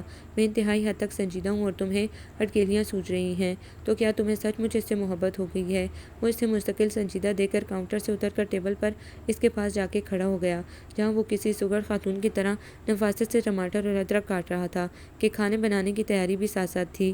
محبت کا تو مجھے نہیں پتا، بس مجھے اچھی لگتی ہے وہ بڑے پرسکون انداز میں کڑھائی میں تیل ڈالتے ہوئے بولا۔ تم بھی اسے اچھے لگتے ہو؟ اس نے پیار سے اپنے دوست کی طرف دیکھتے ہوئے پوچھا۔ پتہ نہیں، اس نے کڑھائی میں چکن ڈالتے ہوئے بڑی افسردگی سے کہا تھا۔ پتہ کرو یار، حد ہو گئی، 31 سال کی عمر میں تمہیں محبت ہوئی، اور وہ بھی یک طرفہ۔ یک طرفہ محبت سے بہتر ہے انسان ساری عمر محبت کا نام ہی نہ لے۔ تو پھر کیا کروں؟ وہ سوالیہ نظروں سے اس کی طرف دیکھتے ہوئے بولا۔ اس سے کہو بھئی۔ وہ عاجز آتے ہوئے بولا۔ کیا کہوں؟ جو کہتے ہیں۔ وہ بھی اس کے انداز میں بولا تھا۔ کیا کہتے ہیں یار؟ تمہیں تو تجربہ ہے نا، اس لیے تو تم سے پوچھ رہا ہوں۔ وہ اپنی مسکراہٹ دباتے ہوئے بولا۔ تجھے نہیں پتا، تو بھی تو ہر تجربے میں میرے ساتھ تھا، یہ علیحدہ بات ہے کہ ہر تجربہ ہی ناکام ہوا۔ وہ پچھلا کوئی واقعہ یاد کر کے مسکرایا تھا۔ یار تم اسے پھول کیوں نہیں دے دیتے؟ تمہیں کچھ کہنا بھی نہیں پڑے گا، اور وہ بھی سمجھ جائے گی۔ وہ کرسی پر بیٹھتے بیٹھتے ہی پیچھے پلٹتے ہوئے بولا۔ بدلے میں کیا ملے گا؟ اس نے ہنوز اپنے کام میں مصروف رہتے ہوئے پوچھا۔ پھول؟ ہاں مارا جو اس نے، پھول تو گملہ بھی ساتھ تھا۔ یہ رسک والا کام ہے یار، کوئی شریفانہ سا مشورہ دو جس میں پٹائی کے چانسز کم سے کم ہوں۔ اس طرح تو ہوتا ہے اس طرح کے کاموں میں۔ وہ اسے چڑھاتے ہوئے بولا۔ وہی کیا مطلب ہے تمہارا؟ میں خدا نخواستہ فلرٹ تو نہیں کر رہا اس سے؟ وہ گرم کفگیر ہاتھ میں پکڑے بڑے جارحانہ انداز میں اس کی طرف بڑھا تھا۔ ارے نہیں نہیں میرے بھائی، تم اللہ کے فضل و کرم سے نہایت سچے جذبے رکھتے ہو، اس کے لیے یہ کفگیر پیچھے ہٹا لو، میں تو یہی بکواس کر رہا تھا۔ وہ ڈرنے کی ایکٹنگ کرتے ہوئے بولا۔ کیوں، یہ ہوئی نہ بات؟ اب جلدی سے ایک اچھا سا مشورہ دو۔ ایسا کرو تم اسے ایک خوبصورت سی انگوٹھی گفٹ کر دو۔ وہ اپنے بیتوقع آئیڈیا پر خود ہی جھومتے ہوئے بولا۔ ہاں اس کے ہاتھ بہت خوبصورت ہیں۔ اس کی نظروں کے سامنے اپنے چہرے کو ڈھانپتے ہوئے 2 نازک ہاتھ ٹھہر گئے تھے۔ تم نے کب معائنہ کیا تھا؟ اس نے اس کے قریب جا کر نہایت رازداری سے پوچھا۔ بکواس مت کرو۔ اس نے جھیمتے ہوئے اس کی کمر پر ایک دھپ ماری۔ مجھے اس سے جو بھی کہنا ہے میں اچھی طرح جانتا ہوں، آپ کے نادر خیالات کا شکریہ، میں ایسے بھونڈے مشوروں پر عمل کرنے سے قاصر ہوں۔ کھانا لگا رہا ہوں، جلدی باہر آ جاؤ۔ وہ برتن ٹرے میں لگاتے ہوئے باہر لے گیا۔ تم لگاؤ، میں آنٹی کو بلا کر لاتا ہوں۔ وہ اپنے مشوروں کو بھونڈا کہے جانے پر برے برے منہ بناتا ہوا ان کے بیڈ روم کی طرف بڑھ گیا۔ وہ ٹیبل پر کھانا بغیر ٹیشو پیپرز اور نیپکن کے لگا چکا تھا جب وہ امی کو ساتھ لیے آ گیا۔ ٹیبل پر ایک نظر دوڑاتے ہی انہیں اپنے بیٹے کی نفاست پسند طبیعت پر بے اختیار پیار آیا تھا۔ اس طرف آ جائیں اماں۔ وہ جلدی سے ٹیبل میں سے چیئر باہر نکالتے ہوئے بولا۔ ہاں میں بیٹھتی ہوں، بیٹھو تم دونوں بھی۔ وہ گھٹنوں پر ہاتھ رکھ کر بیٹھتے ہوئے بولی۔ ساتھ ان دونوں کو بھی بیٹھنے کے لیے کہا تھا۔ آنٹی میں تو کہتا ہوں اس کی شادی کر دیں، سارے مسئلے ہی حل ہو جائیں گے۔ وہ بیٹھتے ہی اپنے اصل موضوع کی طرف آ گیا تھا۔ اس سے ہوگا یہ کہ آپ جو سارا دن گھر میں تنہا ہوتی ہیں، اس سے آپ کی تنہائی بھی بڑھ جائے گی، اور اف، اس نے ٹیبل کے نیچے سے زور سے اس کے پاؤں پر پاؤں مارا تھا۔ میں بھی تو یہی چاہتی ہوں، مجھے اپنی نہیں اس کی تنہائی کا خیال ہے، لیکن یہ مانے بھی تو جب بھی شادی کا نام لیتی ہوں بدک جاتا ہے۔ لفظ بدک پر وہ پہلو بدل کر رہ گیا تھا، جبکہ غضنفر نے اپنے کہکے کو کھلا چھوڑ دیا تھا۔ کیوں صحیح کہتا ہوں نا میں کہ تم وہی ہو جو بھٹک جاتے ہو۔ وہ آنکھوں ہی آنکھوں میں سے تائید طلب نظروں سے دیکھے گیا۔ پرانے محلے میں ایک لڑکی دیکھی تھی میں نے، سوچ رہی ہوں وہیں طے کر دوں۔ اس سے پوچھا تو پھر ہو چکی شادی؟ وہ نوالا منہ میں ڈالتے ہوئے سکون سے گویا ہوئی تھی، جبکہ پانی پیتے ہوئے اسے اس دور کا اچھو لگا تھا کہ آنکھوں سے پانی نکل آیا تھا۔ آرام سے بیٹا، ٹھہر ٹھہر کر پانی پیتے ہیں۔ یہ کیا کہ ایک ہی گھونٹ میں سارا گلاس ختم۔ وہ فکر مندی سے اس کی طرف دیکھتے ہوئے بولی، آنٹی وہ لڑکی تو آپ نے بہت دیر پہلے دیکھی تھی نا، ہو سکتا ہے کہ اس کی کہیں اور نسبت ٹھہر گئی ہو، اور ویسے بھی اتنے عرصے بعد کوئی پیغام بھیجنا مناسب نہیں لگتا۔ وہ جلدی سے جواز پیش کر رہا تھا۔ ہاں تم بھی ٹھیک کہتے ہو، وہ بھی کیا کہیں گے؟ اتنے عرصے بعد ہاں کہی، ایسا بھی کیا سوچ بچار؟ وہ اپنی عادت کے مطابق جلدی قائل ہوتے ہوئے بولی، ایسا کرتے ہیں آنٹی کہ اس بار یہ معاملہ اسی پر چھوڑ دیتے ہیں۔ اسے جو بھی جیسی بھی جہاں بھی لڑکی پسند آئے یہ اس سے شادی کر لے۔ اس سے یہ ہوگا کہ بعد میں ہمیں تانا نہیں سننا پڑے گا کہ لڑکی میں فلاں خرابی ہے، لڑکی کی زبان بڑی تیز ہے، آپ نہیں کیا تھا، آپ ہی سنبھالیں، بہتر ہے یہ جانے اور اس کا کام۔ وہ کھانا کھاتے ہوئے دبا دب اپنے مشوروں سے نواز رہا تھا، جیسے سامنے والا اس کی معنی خیز باتوں کو بالکل بھی سمجھ نہیں پائے گا۔ تو یہ بات ہے، مجھے تو ہر حال میں بہو چاہیے، اگر وہ میرے بیٹے کی بھی پسند ہو تو اس سے اچھی بات کیا ہوگی؟ وہ بہت کچھ سمجھتے ہوئے مسکرائی تھی۔ آنٹی یہ مطلب تھوڑا ہی تھا میرا، وہ تو میں یوں ہی کہہ رہا تھا۔ وہ اس کی خفگی کے خیال سے گھگھیاتے ہوئے بولا، لیکن میرے بیٹے کا تو یہی مطلب ہے۔ وہ پیار سے اس کی طرف دیکھتے ہوئے بولی، امی، وہ جھیمتے ہوئے بولا تھا۔ آیا اماں کو گئے ہوئے 2 گھنٹے سے اوپر ہو گئے تھے اور ان کی بے چینی حد سے سوا ہو رہی تھی۔ ہر 2 منٹ بعد گھڑی دیکھتے بیٹھے بیٹھے ایک دم کھڑے ہو جاتے، پھر پورے کمرے میں ٹہلنے لگتے۔ جب اس بے وقت کی چہل قدمی سے تھک جاتے تو دوبارہ جا کر صوفے پر بیٹھ جاتے۔ وہ دور صوفے پر بیٹھی برابر 2 گھنٹے سے ان کی اس بے چین کارروائی کو دیکھ رہی تھی۔ بھائی کے تیوروں سے تو لگ رہا ہے کہ اگر مزید آدھے گھنٹے تک آیا اماں نہ آئیں تو یہ خود وہاں پہنچ جائیں گے اور کہیں گے کہ ایک ہاں کرنے میں 2 گھنٹے لگتے ہیں کیا، لیکن کیا کریں بیچارے، جا بھی نہیں سکتے، معاملہ ہی ایسا ہے۔ وہ مسکراتی نگاہوں سے ہتھیلی ٹھوڑی پر رکھے انہیں دیکھتے ہوئے سوچ رہی تھی۔ ٹہلتے ٹہلتے جو ہی ان کی نگاہ اس کی طرف اٹھی، اس کی آنکھوں میں مچلتی شرارت دیکھ کر وہ خجل ہوتے ہوئے اس کے پاس آ کر بیٹھ گئے۔ آیا اماں فاطمہ کے لیے ان کا پروپوزل لے کر گئی تھی اور کوئی امید تھی کہ یہ رشتہ منظور بھی ہو جائے گا، کیونکہ وہ لوگ برسوں سے ایک ساتھ رہتے ہوئے آئے تھے، ایک دوسرے کو اچھی طرح جانتے تھے۔ یہ رشتہ دونوں فریقین کے لیے ہر لحاظ سے موزوں تھا، لیکن اس بے چینی کا کیا کرتے جو بنا دستک دیے اندر گھسی چلی آ رہی تھی۔ اصل میں اماں اتنی دیر گھر سے باہر رہیں تو میں پریشان ہو جاتا ہوں۔ وہ اپنی خجالت مٹانے کے لیے اس کے بال بگاڑتے ہوئے بولے۔ اس نے جان بوجھ کر کچھ حیرت سے ان کی طرف دیکھا تھا، پھر انہی کے انداز میں گھڑی دیکھتے ہوئے بے چینی کا اظہار کیا تھا۔ اس نے ان کی ایسی عمدہ نقل اتاری تھی کہ وہ بے ساختہ انداز میں ہنس پڑے۔ اسی وقت بالکل غیر اختیاری طور پر انہوں نے دوبارہ گھڑی دیکھی تھی۔ اس بار دونوں کی ہنسی بے ساختہ تھی۔ اس کی نظریں دروازے پر جمی تھیں۔ جو ہی اماں دروازے سے آتی نظر آئیں وہ دوڑتی ہوئی ان تک پہنچی تھی، جبکہ وہ انتہائی صبر کا مظاہرہ کرتے ہوئے وہیں براجمان رہے۔ کچھ لحاظ بھی مانع تھا۔ یہ چائے کے برتن نہیں اٹھائے ابھی تک؟ انہوں نے چادر اتار کر ایک طرف رکھتے ہوئے ٹیبل پر پڑے برتنوں کی طرف دیکھتے ہوئے کہا۔ انداز انتہائی سرزری تھا۔ وہ دھیان نہیں رہا اماں، انہوں نے میرب کو برتن اٹھانے کا اشارہ کرتے ہوئے کہا۔ وہ فوراً برتن اٹھا کر کچن کی طرف چلی گئی اور اگلے منٹ میں انہی کے قدموں سے واپس بھی آ گئی کہ دل میں خدبد ہو رہی تھی۔ ان کی ہمیشہ سے یہی عادت تھی، جب بھی کوئی بات سنانا چاہتی پہلے کسی نہ کسی کام کے لیے دوڑا دیتی۔ وہ تیزی سے چلتے ہوئے ان کے قریب صوفے پر جا کر بیٹھ گئی۔ اماں پانی لاؤں آپ کے لیے؟ انہیں کچھ اور نہیں سوجا تو پانی کے لیے پوچھ لیا کہ آخر بات شروع کرنے کے لیے کوئی سرا تو ہاتھ میں پکڑنا تھا۔ ارے نہیں بیٹا، میں کہاں دور سے چل کے آئی ہوں، یہ دیوار پار کی دوری بھی کوئی دوری ہے، اور پھر سردیوں میں پیاس کہاں لگتی ہے۔ انہوں نے تو بات جہاں سے شروع کی تھی وہیں پہ ختم بھی کر دی۔ اب کیا بات کروں کہ بات سے بات نکلے؟ وہ سر کھجاتے ہوئے ان کے پاس آ کر بیٹھ گئے۔ ماں نہیں ہوں میں تم دونوں کی، لیکن ماں بن کر پالا ہے میں نے۔ خدا گواہ زندگی کے کسی موڑ پر یہ خیال نہیں گزرا کہ بن ماں کے بچے پال رہی ہوں۔ میں نے جنم نہیں دیا تم دونوں کو، لیکن خدا جانتا ہے جنم دینے والی ماں کی طرح چاہا ہے۔ میں اللہ کا شکر گزار ہوں جس نے سرخرو کیا۔ ساری عمر سجدہ کروں تو شکرانہ ادا نہ ہو۔ آج جب فاطمہ کی والدہ نے میرے سامنے اپنے شوہر کو ٹیلی فون کرتے ہوئے کہا کہ جلدی گھر آ جائیں، احمد کی والدہ آئی ہیں، تو سچ مانو آنکھوں سے آنسو نکل پڑے۔ وہ دونوں جب تک آ کے بچے کہہ کر بات کرتے رہے، ایسی خوشی اور ایسا سکون حاصل ہوا ہے کہ جب لفظوں میں بیان نہیں کیا جا سکتا۔ وہ سر جھکائے بیٹھی تھی اور آنکھوں سے مسلسل آنسو بہہ رہے تھے۔ وہ ساتھ بیٹھی ناسمجھی کے عالم میں ان کے آنسو صاف کر رہی تھی۔ آپ ہماری ماں ہیں، اس دنیا میں ہماری محبتوں کا واحد مرکز ہیں۔ ہماری محبتوں کا دائرہ صرف آپ کے لیے ہے، صرف آپ کے لیے ہمیں اسی دائرے میں رہنا ہے، آپ کی ممتا کے ساتھ۔ وہ ان کے ناتواں کندھوں پر اپنے مضبوط ہاتھ رکھتے ہوئے ایک جذب سے بولے تھے۔ آیا اماں نے دونوں ہاتھوں سے ان کا چہرہ تھام کر ان کی پیشانی چوم لی تھی۔ سوچ رہی ہوں کل میرب کو ساتھ لے کر بازار چلی جاؤں۔ شادی بیاہ کی خریداری کوئی 1-2 دن میں تھوڑا ہی ہو جاتی ہے، مہینوں لگتے ہیں، تب کہیں جا کر کام مکمل ہوتا ہے۔ وہ محبت سے ان کا چہرہ دیکھتے ہوئے بولی۔ جی۔ انہوں نے خوشگوار حیرت سے ان کی طرف دیکھا تھا، جیسے ان کی بات کا یقین نہ کر پا رہے ہوں۔ ہاں تو اور کیا، وہ مسکراتے ہوئے بولی۔ وہ ان کی مسکراہٹ سے جھیم کر اٹھ کھڑے ہوئے۔ میرب بچے، چلنا کل میرے ساتھ۔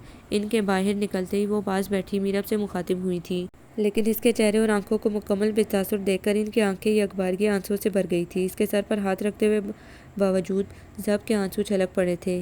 کیسی اچھی صورت ہے، خدا اس کے نصیب بھی اچھے کرے۔ اللہ میری بیٹی کی قسمت میں بھی ایسی خوشیاں لکھ دے۔ کتنا چاہا تھا احمد نے کہ اس گھر میں پہلی خوشی میرب کے نام کی ہوگی، لیکن وہ مایوس نہیں تھی، پر امید تھی خدا کی رحمت سے۔ جانے کیا سوچ دل میں آئی تھی کہ انہوں نے کھینچ کر اسے اپنے سینے سے لگا لیا تھا اور پھر پھوٹ پھوٹ کر رو پڑی۔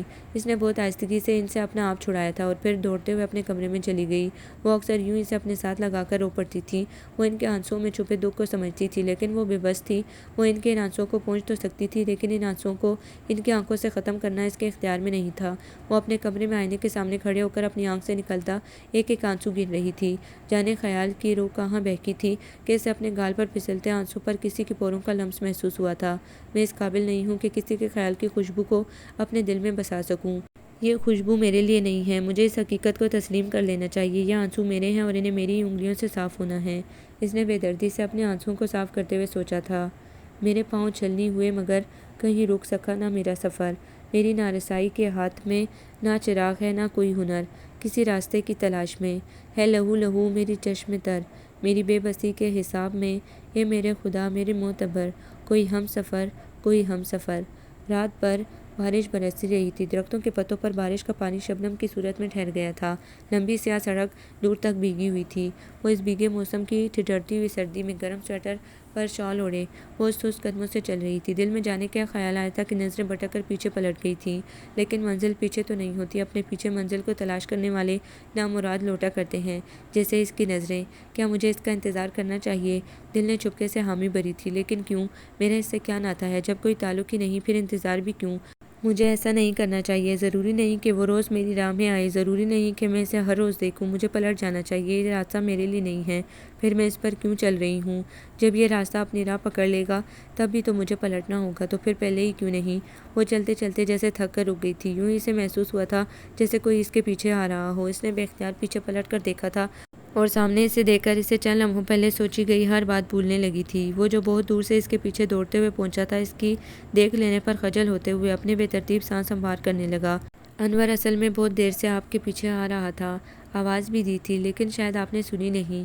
اس میں آپ کا کوئی قصور نہیں، کیونکہ اکیلا بندہ باہر کے ماحول سے زیادہ اپنے اندر کے ماحول میں مگن ہوتا ہے۔ وہ بڑی سادگی سے اس کا قصور معاف کرتے ہوئے بولا۔ ابھی تک سانس ہموار نہیں ہوا، پتہ نہیں کب سے دوڑتا ہوا آ رہا تھا۔ وہ اس کے پھولے ہوئے سانس کو دیکھتے ہوئے سوچ رہی تھی۔ آپ کل نہیں آئی تھیں؟ اس نے بہت رکے رکے لہجے میں شاید شکوہ کیا تھا۔ بلیک کلر کتنا سوٹ کرتا ہے اس پر۔ وہ اس کی بات کے برعکس اس کی بلیک ٹی شرٹ دیکھ رہی تھی۔ سردی دن بدن بڑھتی جا رہی ہے، آج معمول سے زیادہ ٹھنڈ ہے۔ اپنی بات کا جواب نہ پا کر وہ اپنی خجالت مٹانے کے لیے دونوں ہاتھ آپس میں رگڑتے ہوئے بولا۔ اتنی سخت سردی میں سویٹر تک نہیں پہنا۔ اس نے کتنے مضبوط ہوتے ہیں یہ مرد، اتنی ٹھنڈ میں بھی فقط ایک ٹی شرٹ میں گھوم لیتے ہیں۔ ہم لڑکیوں کا بس چلے تو لحاف اوڑھ کر پھرتی رہیں۔ وہ اپنی سوچ پر خود ہی مسکرائی تھی۔ آج مجھے وہ سب کچھ کہنا ہے جو میں پچھلے بہت سارے دنوں سے نہیں کہہ پا رہا۔ یہ لڑکی میری کسی بات کا جواب دے یا نہ دے، مجھے آج اپنی ہر بات اسے سنانی ہے۔ وہ دل ہی دل میں خود کو پکا کر رہا تھا۔ ذرا سی تو خواہش ہے، میں ہمیشہ یوں ہی اس شخص کے ساتھ ساتھ چلنا چاہتی ہوں۔ وہ اس کے قدموں کے ساتھ ساتھ قدم ملا کر چلتے ہوئے سوچ رہی تھی۔ آپ بہت گمسم رہتی ہیں، بہت خاموش انسان، کسی دوسرے سے بات نہ کرے، لیکن اس کی بات کے جواب میں تو کچھ کہہ سکتا ہے۔ ہوں ہاں سے بھی کام چلایا جا سکتا ہے۔ وہ مسکراتے ہوئے اسے بولنے پر اکسا رہا تھا۔ یہ شخص کب تک میرے ساتھ چلے گا؟ کب تک مجھ سے بات کرتا رہے گا؟ میرا وجود تو ایک ریڈار کی طرح ہے، جہاں بولنے والے کی آواز دوبارہ اس کے کانوں سے ٹکراتی ہے۔ ریڈار سے کسی کو دلچسپی نہیں ہوتی، وحشت ہوتی ہے جانے کب اس کی وحشت بڑھ جائے اور وہ واپس چلا جائے۔ یہی ہوا۔ وہ چلتے چلتے ایک دم رک گیا تھا۔ اس نے اسے رکتے دیکھ کر بہت سہمی ہوئی نظروں سے اس کی طرف دیکھا تھا۔ اب اس کی پیشانی پر سلوٹیں پڑی تھیں، پھر اس کے خوبصورت چہرے پر بیزاری کا تاثر ابھرے گا، پھر یہ پلٹے گا اور تیز تیز قدموں سے واپس چلا جائے گا، جیسے کسی پاگل سے جان چھڑانے کے لیے بھاگا جاتا ہے۔ وہ اس کے رک جانے سے اس قدر خوفزدہ تھی کہ دائیں آنکھ کا دایاں کونا بھیگ گیا تھا۔ آپ اتنی خوفزدہ کیوں لگ رہی ہیں؟ آپ کی طبیعت تو ٹھیک ہے؟ وہ اس کی آنکھوں میں ٹھہرے ہوئے خوف کو دیکھ کر حیران ہوتے ہوئے پوچھ رہا تھا۔ اب یہ مجھے پاگل سمجھے گا، مجھ پر ہنسے گا۔ اس کی آنکھوں میں اپنے لیے حیرانی دیکھ کر ایک خوفناک سوچ اس کے من میں آئی تھی۔ میں آپ سے ایک بات کہنا چاہتا ہوں۔ میں یہ نہیں جانتا کہ آپ کو میری بات اچھی لگتی ہے یا بری۔ میں صرف اتنا جانتا ہوں کہ میری بات حرف بحرف سچی ہے۔ ایک ایسا سچ جو میں بہت دنوں سے آپ سے کہنا چاہ رہا ہوں مگر کہہ نہیں پاتا۔ سارا دن ساری رات میں یہی ایک بات کہنے کے لیے لفظ تراشتا رہتا ہوں، لیکن کوئی بھی تو لفظ ایسا نہیں جو ان انمول جذبوں کا ساتھ دے سکے۔ لیکن لفظوں کے سہارے کے بغیر تو ان جذبوں کا اظہار ممکن نہیں، کیونکہ آنکھوں کی زبان تو شاید آپ کو پڑھنا نہیں آتی۔ وہ آخر میں شرارت سے اس کی آنکھوں میں دیکھ کر شکوہ کرتے ہوئے بولا۔ ان آنکھوں میں اس کے جذبوں کے نام پر ایک بھی ستارہ نہیں ٹمٹمایا تھا۔ وہ پہلے کی طرح ابھی تک ویسی ہی حیران اور بے تاثر نگاہوں سے ان کی طرف دیکھ رہی تھی۔ اس کی آنکھوں میں ابھی تک پہلے والا خوف رقصاں تھا۔ اس نے اس کے بے تاثر انداز کو الجھن بھری نظروں سے دیکھا تھا اور پھر کچھ سوچ کر بے ساختہ مسکرا اٹھا۔ 1 منٹ میں اب یہ آیا جانا نہیں، وہ اسے رکنے کا اشارہ کرتے ہوئے بولا، اور سامنے والے گھر کی بیرونی دیوار پر لگی گلابی پتوں کی بیل کی طرف بڑھ گیا، اور چند لمحوں بعد واپس آتے ہوئے وہ گلابی پتوں کا گچھا اس کی طرف بڑھاتے ہوئے بولا، سوری، اس وقت یہی دستیاب ہو سکا ہے، لیکن بہرحال یہ بھی پھولوں میں ہی شمار ہوتے ہیں، اگر قبول ہو تو۔ وہ شوق نظروں سے اس کی طرف دیکھتے ہوئے بولا۔ اس نے بے اختیار چونک کر پہلے ان گلابی پتیوں کو اور پھر اس کے چہرے کی طرف دیکھا تھا۔ اس کی آنکھیں اسے کئی دیے کی طرح روشن نظر آ رہی تھی۔ کیا یہ سب سچ ہے؟ کیا یہ حقیقت ہے؟ کیا معنی ہے ان پھولوں کے؟ اس کی آنکھیں بتا رہی ہیں، لیکن میری حقیقت کیا ہے، میرا سچ کیا ہے، یہ وہ نہیں جانتا۔ میں اس کا سچ تو دیکھ رہی ہوں، لیکن اپنی حقیقت پر پردہ کیوں ڈال رہی ہوں؟ میں کیوں نہیں اسے بتا دیتی کہ ہاں یہ حقیقت ہے، میں آپ سے محبت کرنے لگا ہوں۔ وہ اس کی آنکھوں میں چھپے تذبذب کو پڑھتے ہوئے بولا، میں نہیں جانتا یہ سب کیسے ہوا، لیکن ہو گیا ہے۔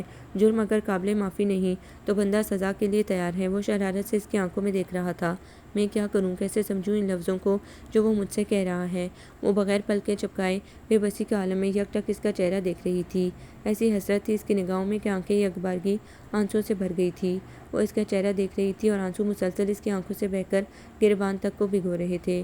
میں نہیں سمجھ پا رہا ان آنسوؤں کو کیا وجہ ہے، میں یہ بھی نہیں جانتا۔ میں صرف اتنا جانتا ہوں کہ آپ مجھے اچھی لگتی ہیں اور میں آپ سے شادی کرنا چاہتا ہوں۔ میں نے اپنے بارے میں آپ کو سب کچھ صاف صاف بتا دیا ہے۔ آپ کے آنسوؤں کی وجہ کیا ہے میں نہیں جانتا، لیکن آپ جانتی ہیں۔ میرا نام داؤد ہے، میں میکینیکل انجینئر ہوں۔ میں اسی کالونی میں اپنی ماں کے ساتھ رہتا ہوں۔ میرا کوئی بہن بھائی نہیں ہے۔ میں اپنے والدین کا اکلوتا بیٹا ہوں، اور یہ کہ میں آپ کو پسند کرتا ہوں اور آپ سے شادی کرنا چاہتا ہوں۔ میں اپنے بارے میں آپ کو سب کچھ بتا رہا ہوں، پھر کیا وجہ ہے کہ آپ مجھے ان آنسوؤں کی وجہ بھی بتانا نہیں چاہتی؟ مجھ پر اعتبار نہیں یا میری محبت پر؟ وہ بغور اس کے مسلسل بہتے ہوئے آنسوؤں کو دیکھتے ہوئے بولا تھا۔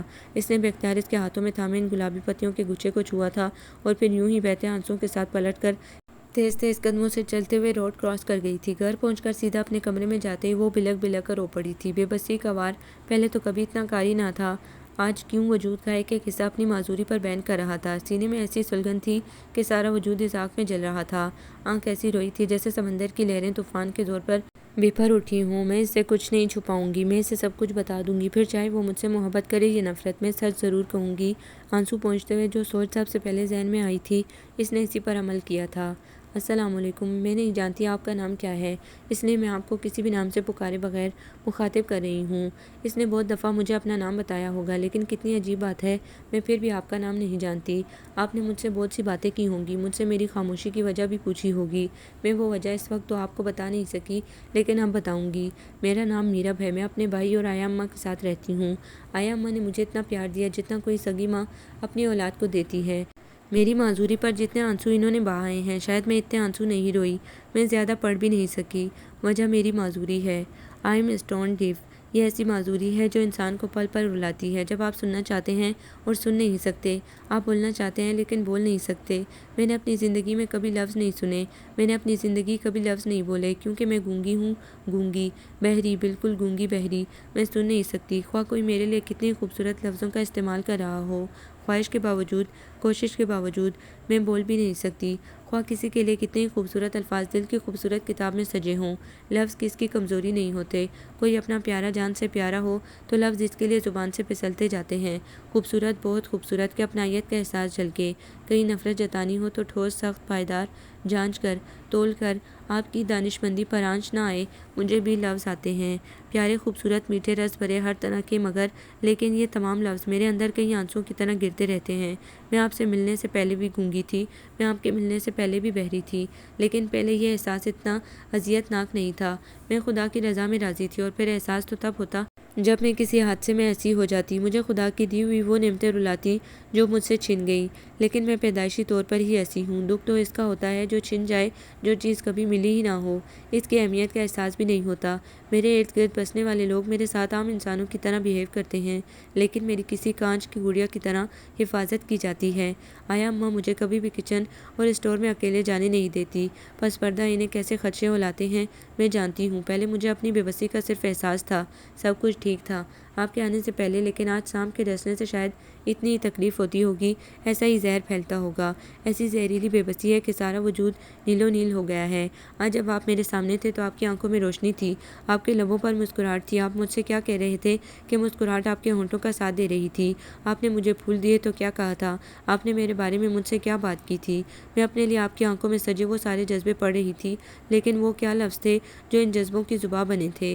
میرے اندر حسرت اور بے بسی چیخ رہی تھی۔ میرا دل ایک ہی فریاد کر رہا تھا، اللہ مجھے ایک دن کے لیے سماعت دے دے، وہ سارے لفظ سن سکوں جو یہ شخص مجھ سے کہہ رہا ہے۔ مجھے ایک دن کے لیے زبان دے دے تو میں اپنے اندر دبے ہوئے لفظوں کو موتی بنا کر زبان کی مالا میں پرو دوں، لیکن ایسا نہیں ہو سکتا تھا۔ میں کبھی بھی سن نہیں سکتی تھی، میں کبھی بھی بول نہیں سکتی تھی، یہ معجزہ میرے ساتھ نہیں ہو سکتا تھا۔ میں نے پہلی بار اللہ سے شکوہ کیا تھا، تو نے تو پتھروں کو بھی زبان بخشی تھی، پھر میرے ساتھ یہ ظلم کیوں کیا؟ میں تو انسان تھی، میرے کشکول میں سماعت کے موتی کیوں نہ ڈالے؟ مجھے زبان دینے کے باوجود بے زبان کیوں رکھا؟ میرا کیا قصور تھا؟ میں نے آج اپنے خدا سے ناشکری کی ہے، صرف آپ کے لیے۔ میں نے آج اپنے خدا سے شکایت کی ہے اپنی محرومیوں کی۔ کتنا برا کیا میں نے، کتنا برا! صرف ایک شخص کے لیے خدا سے حساب مانگ رہی ہوں، اپنی محرومیوں کا بہت بری ہوں نا میں، اور آپ ہرگز ایک بری لڑکی کو اپنانا نہیں چاہیں گے جو گونگی اور بہری ہونے کے ساتھ ساتھ ناشکری بھی ہو۔ آپ کو حق ہے کہ آپ مجھ سے نفرت کریں۔ امید ہے آپ دوبارہ کبھی نہیں ملیں گے میرب، ہم دوبارہ ضرور ملیں گے۔ اس نے اپنے ہاتھوں میں تھامے ہوئے کھلے خط کے لفظوں پر نگاہیں جماتے ہوئے کہا تھا۔ 1 گھنٹہ پہلے چوکیدار نے اسے یہ خط دیتے ہوئے کہا تھا۔ سویرے سویرے ایک لڑکی آ کر دے گئی تھی، اپنا نام نہیں بتایا اور لفافے پر بھی کسی کا نام نہیں لکھا تھا۔ میں نے پوچھا تو اشارے سے آپ کے بارے میں بتانے لگی۔ گونگی تھی بیچاری۔ چوکیدار کے ان لفظوں پر اس نے نہایت سخت نظروں سے اسے گھورا تھا، کیونکہ وہ جانتا تھا خط کس کا ہے، اور وہ یہ بھی جانتا تھا کہ خط کے اندر کی تحریر کیا ہے۔ پچھلے 1 گھنٹے سے وہ اس خط کو 4 بار پڑھ چکا تھا۔ اس نے اس خط کو ایک دفعہ پھر پڑھا اور طے کر کے بہت حفاظت سے اپنی جیب میں رکھ لیا۔ میں یہ تو نہیں کہوں گا کہ میں اول روز ہی یہ بات جان گیا تھا، کیونکہ جب پہلی بار میں نے اسے دیکھا تھا تب موقع ایسا نہیں تھا کہ اس کی کسی بھی حرکت کو نوٹ کیا جا سکتا۔ اس کی آیا اماں سڑک پر گر گئی تھی۔ میں جو ابھی اپنے گھر کے گیٹ سے نکلا ہی تھا، دور سے ایک خاتون کو گرتے دیکھ کر دوڑتے ہوئے ان تک پہنچا تھا۔ میں نے انہیں اپنے ہاتھ کا سہارا دیتے ہوئے اٹھنے میں مدد دی تھی، دوسری طرف وہ بھی انہیں تھامے کھڑی تھی۔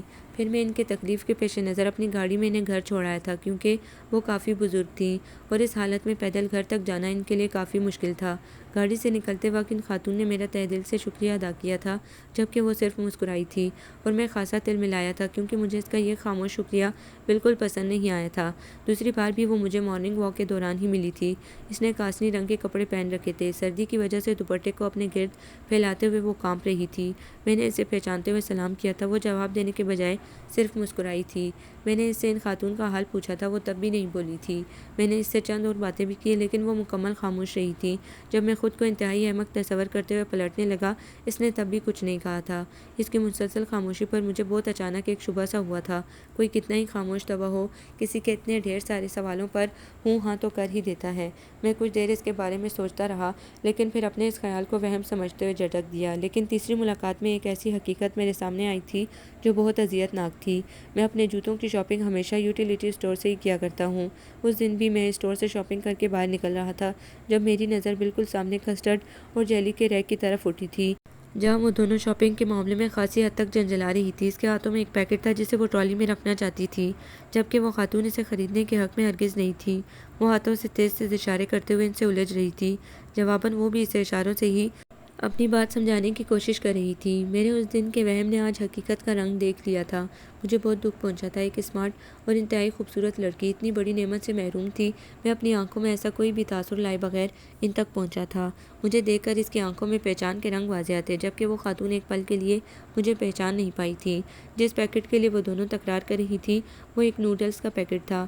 جو ہی وہ خاتون مجھے پہچان کر مجھ سے باتوں میں مصروف ہوئی، اس نے چپکے سے وہ پیکٹ ٹرالی میں رکھ دیا تھا۔ مجھے بے اختیار اس کی اس بچکانہ حرکت پر ہنسی آئی تھی۔ میرے دیکھ لینے پر اس نے مجھے آنکھوں ہی آنکھوں میں تنبیہ کی تھی اور مجھے اس کی یہ اپنائیت بھری حرکت بے حد پسند آئی تھی۔ بعد میں اس کے بھائی سے بھی ملاقات ہوئی تھی۔ میں ایک نظر میں ہی جان گیا تھا کہ وہ اس کا بھائی ہے، کیونکہ ان دونوں کی شکل بے حد مشابہ تھی۔ میں کچھ دیر ان سے باتیں کرنے کے بعد لوٹ آیا تھا۔ وہ لڑکی مجھے اچھی لگی تھی، اس بات کا اعتراف میں گاڑی میں بیٹھنے تک خود سے کر چکا تھا۔ چوتھی بار وہ مجھ سے نہایت خوفناک حالات میں ملی تھی۔ میں آفس ٹائم آف ہونے کے بعد گھر جا رہا تھا۔ جیسے ہی میں نے اپنی کالونی والی سائڈ کا ٹرن لیا، ایک خوفناک نسوانی چیخ سنائی دی تھی۔ وہ روڈ انتہائی سنسان تھا، اور پھر سردیوں کی شاموں میں تو ویسے بھی بہت جلد ہر طرف اندھیرا چھا جاتا ہے۔ سڑک کے درمیان میں ایک لڑکی نہایت خوفزدہ انداز میں دونوں ہاتھوں میں چہرہ ڈھانپے اپنی گاڑی سے ٹیک لگائے مسلسل چیخ رہی تھی۔ اس سے کچھ ہی فاصلے پر ایک کتے کے سے قد کاٹ والا گیدڑ خطرناک ارادوں سے اس کی طرف بڑھ رہا تھا۔ ایک لمحے کے لیے تو میں بہت گھبرا گیا، پھر گاڑی کے 90 کی اسپیڈ پر دوڑاتے ہوئے اس سے لڑکی کے قریب پہنچ کر میں نے زور سے بریک لگائے تھے۔ اس سنسان سڑک پر گاڑی کی چرچراہٹ بہت دور تک گونجی تھی۔ گیدڑ گاڑی کی آواز سنتے ہی دوبارہ جھاڑیوں کی طرف بھاگ گیا تھا۔ گیدڑ کے جھاڑیوں میں غائب ہوتے ہی میں اس کی طرف پلٹا تھا۔ چہرہ چھپا ہونے کے باوجود میں اسے پہچان چکا تھا۔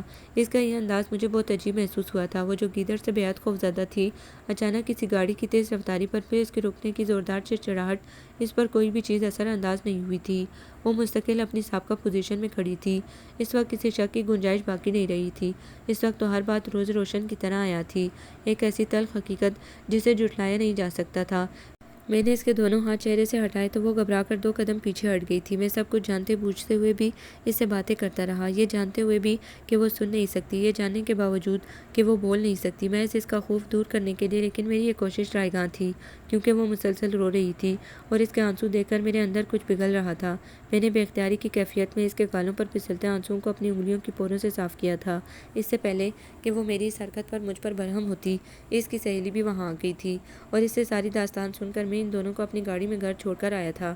سارا راستہ انہیں ڈرانے کے لیے جان بوجھ کر گڑھی گڑھائی کہانیاں سناتا رہا، اور میں اس میں کامیاب بھی رہا تھا، کیونکہ اس کی سہیلی نہایت خوفزدہ انداز میں دونوں ٹانگیں سیٹ کے اوپر رکھ چکی تھی، اور کل میں نے اس سے وہ سب کچھ کہہ دیا، یہ جاننے کے باوجود کہ وہ سن نہیں سکتی۔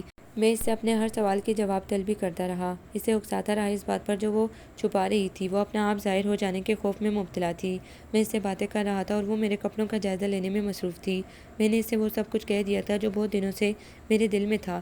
میں نے اسے اپنے بارے میں ایک ایک بات بتائی تھی، اپنا نام، اپنا پروفیشن، اپنی حیثیت، اپنا گھر، اپنی محبت، سب کچھ، ہر بات واضح کی تھی۔ پہلے اس کی آنکھیں بے تاثر تھیں، پھر ان آنکھوں میں حسرت اور بے بسی ناچنے لگی تھی۔ میرے اندر بھی قطرہ قطرہ آنسو گرنے لگے تھے۔ میں نے سامنے والے گھر کی بیرونی دیوار پر لگی بیل سے گلابی پتیوں کا ایک گچھا توڑ کر اس کی طرف بڑھایا تھا۔ میں سمجھ رہا تھا کہ میری باتوں سے وہ میرے جذبوں کو سمجھ نہیں سکتی، ان پھولوں کو دیکھ کر سمجھ جائے گی، لیکن میں نہیں جانتا تھا کہ وہ اتنا تڑپ کر روئے گی۔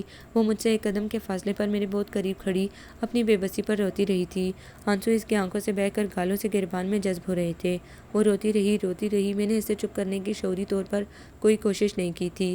ہاں ٹھیک تھا، وہ ایک بار کھل کر اپنی بے بسی پر رو لیتی، کیونکہ اس کے بعد میں پھر کبھی اسے رونے نہ دیتا، کیونکہ مجھے اس سے محبت تھی اور رہے گی۔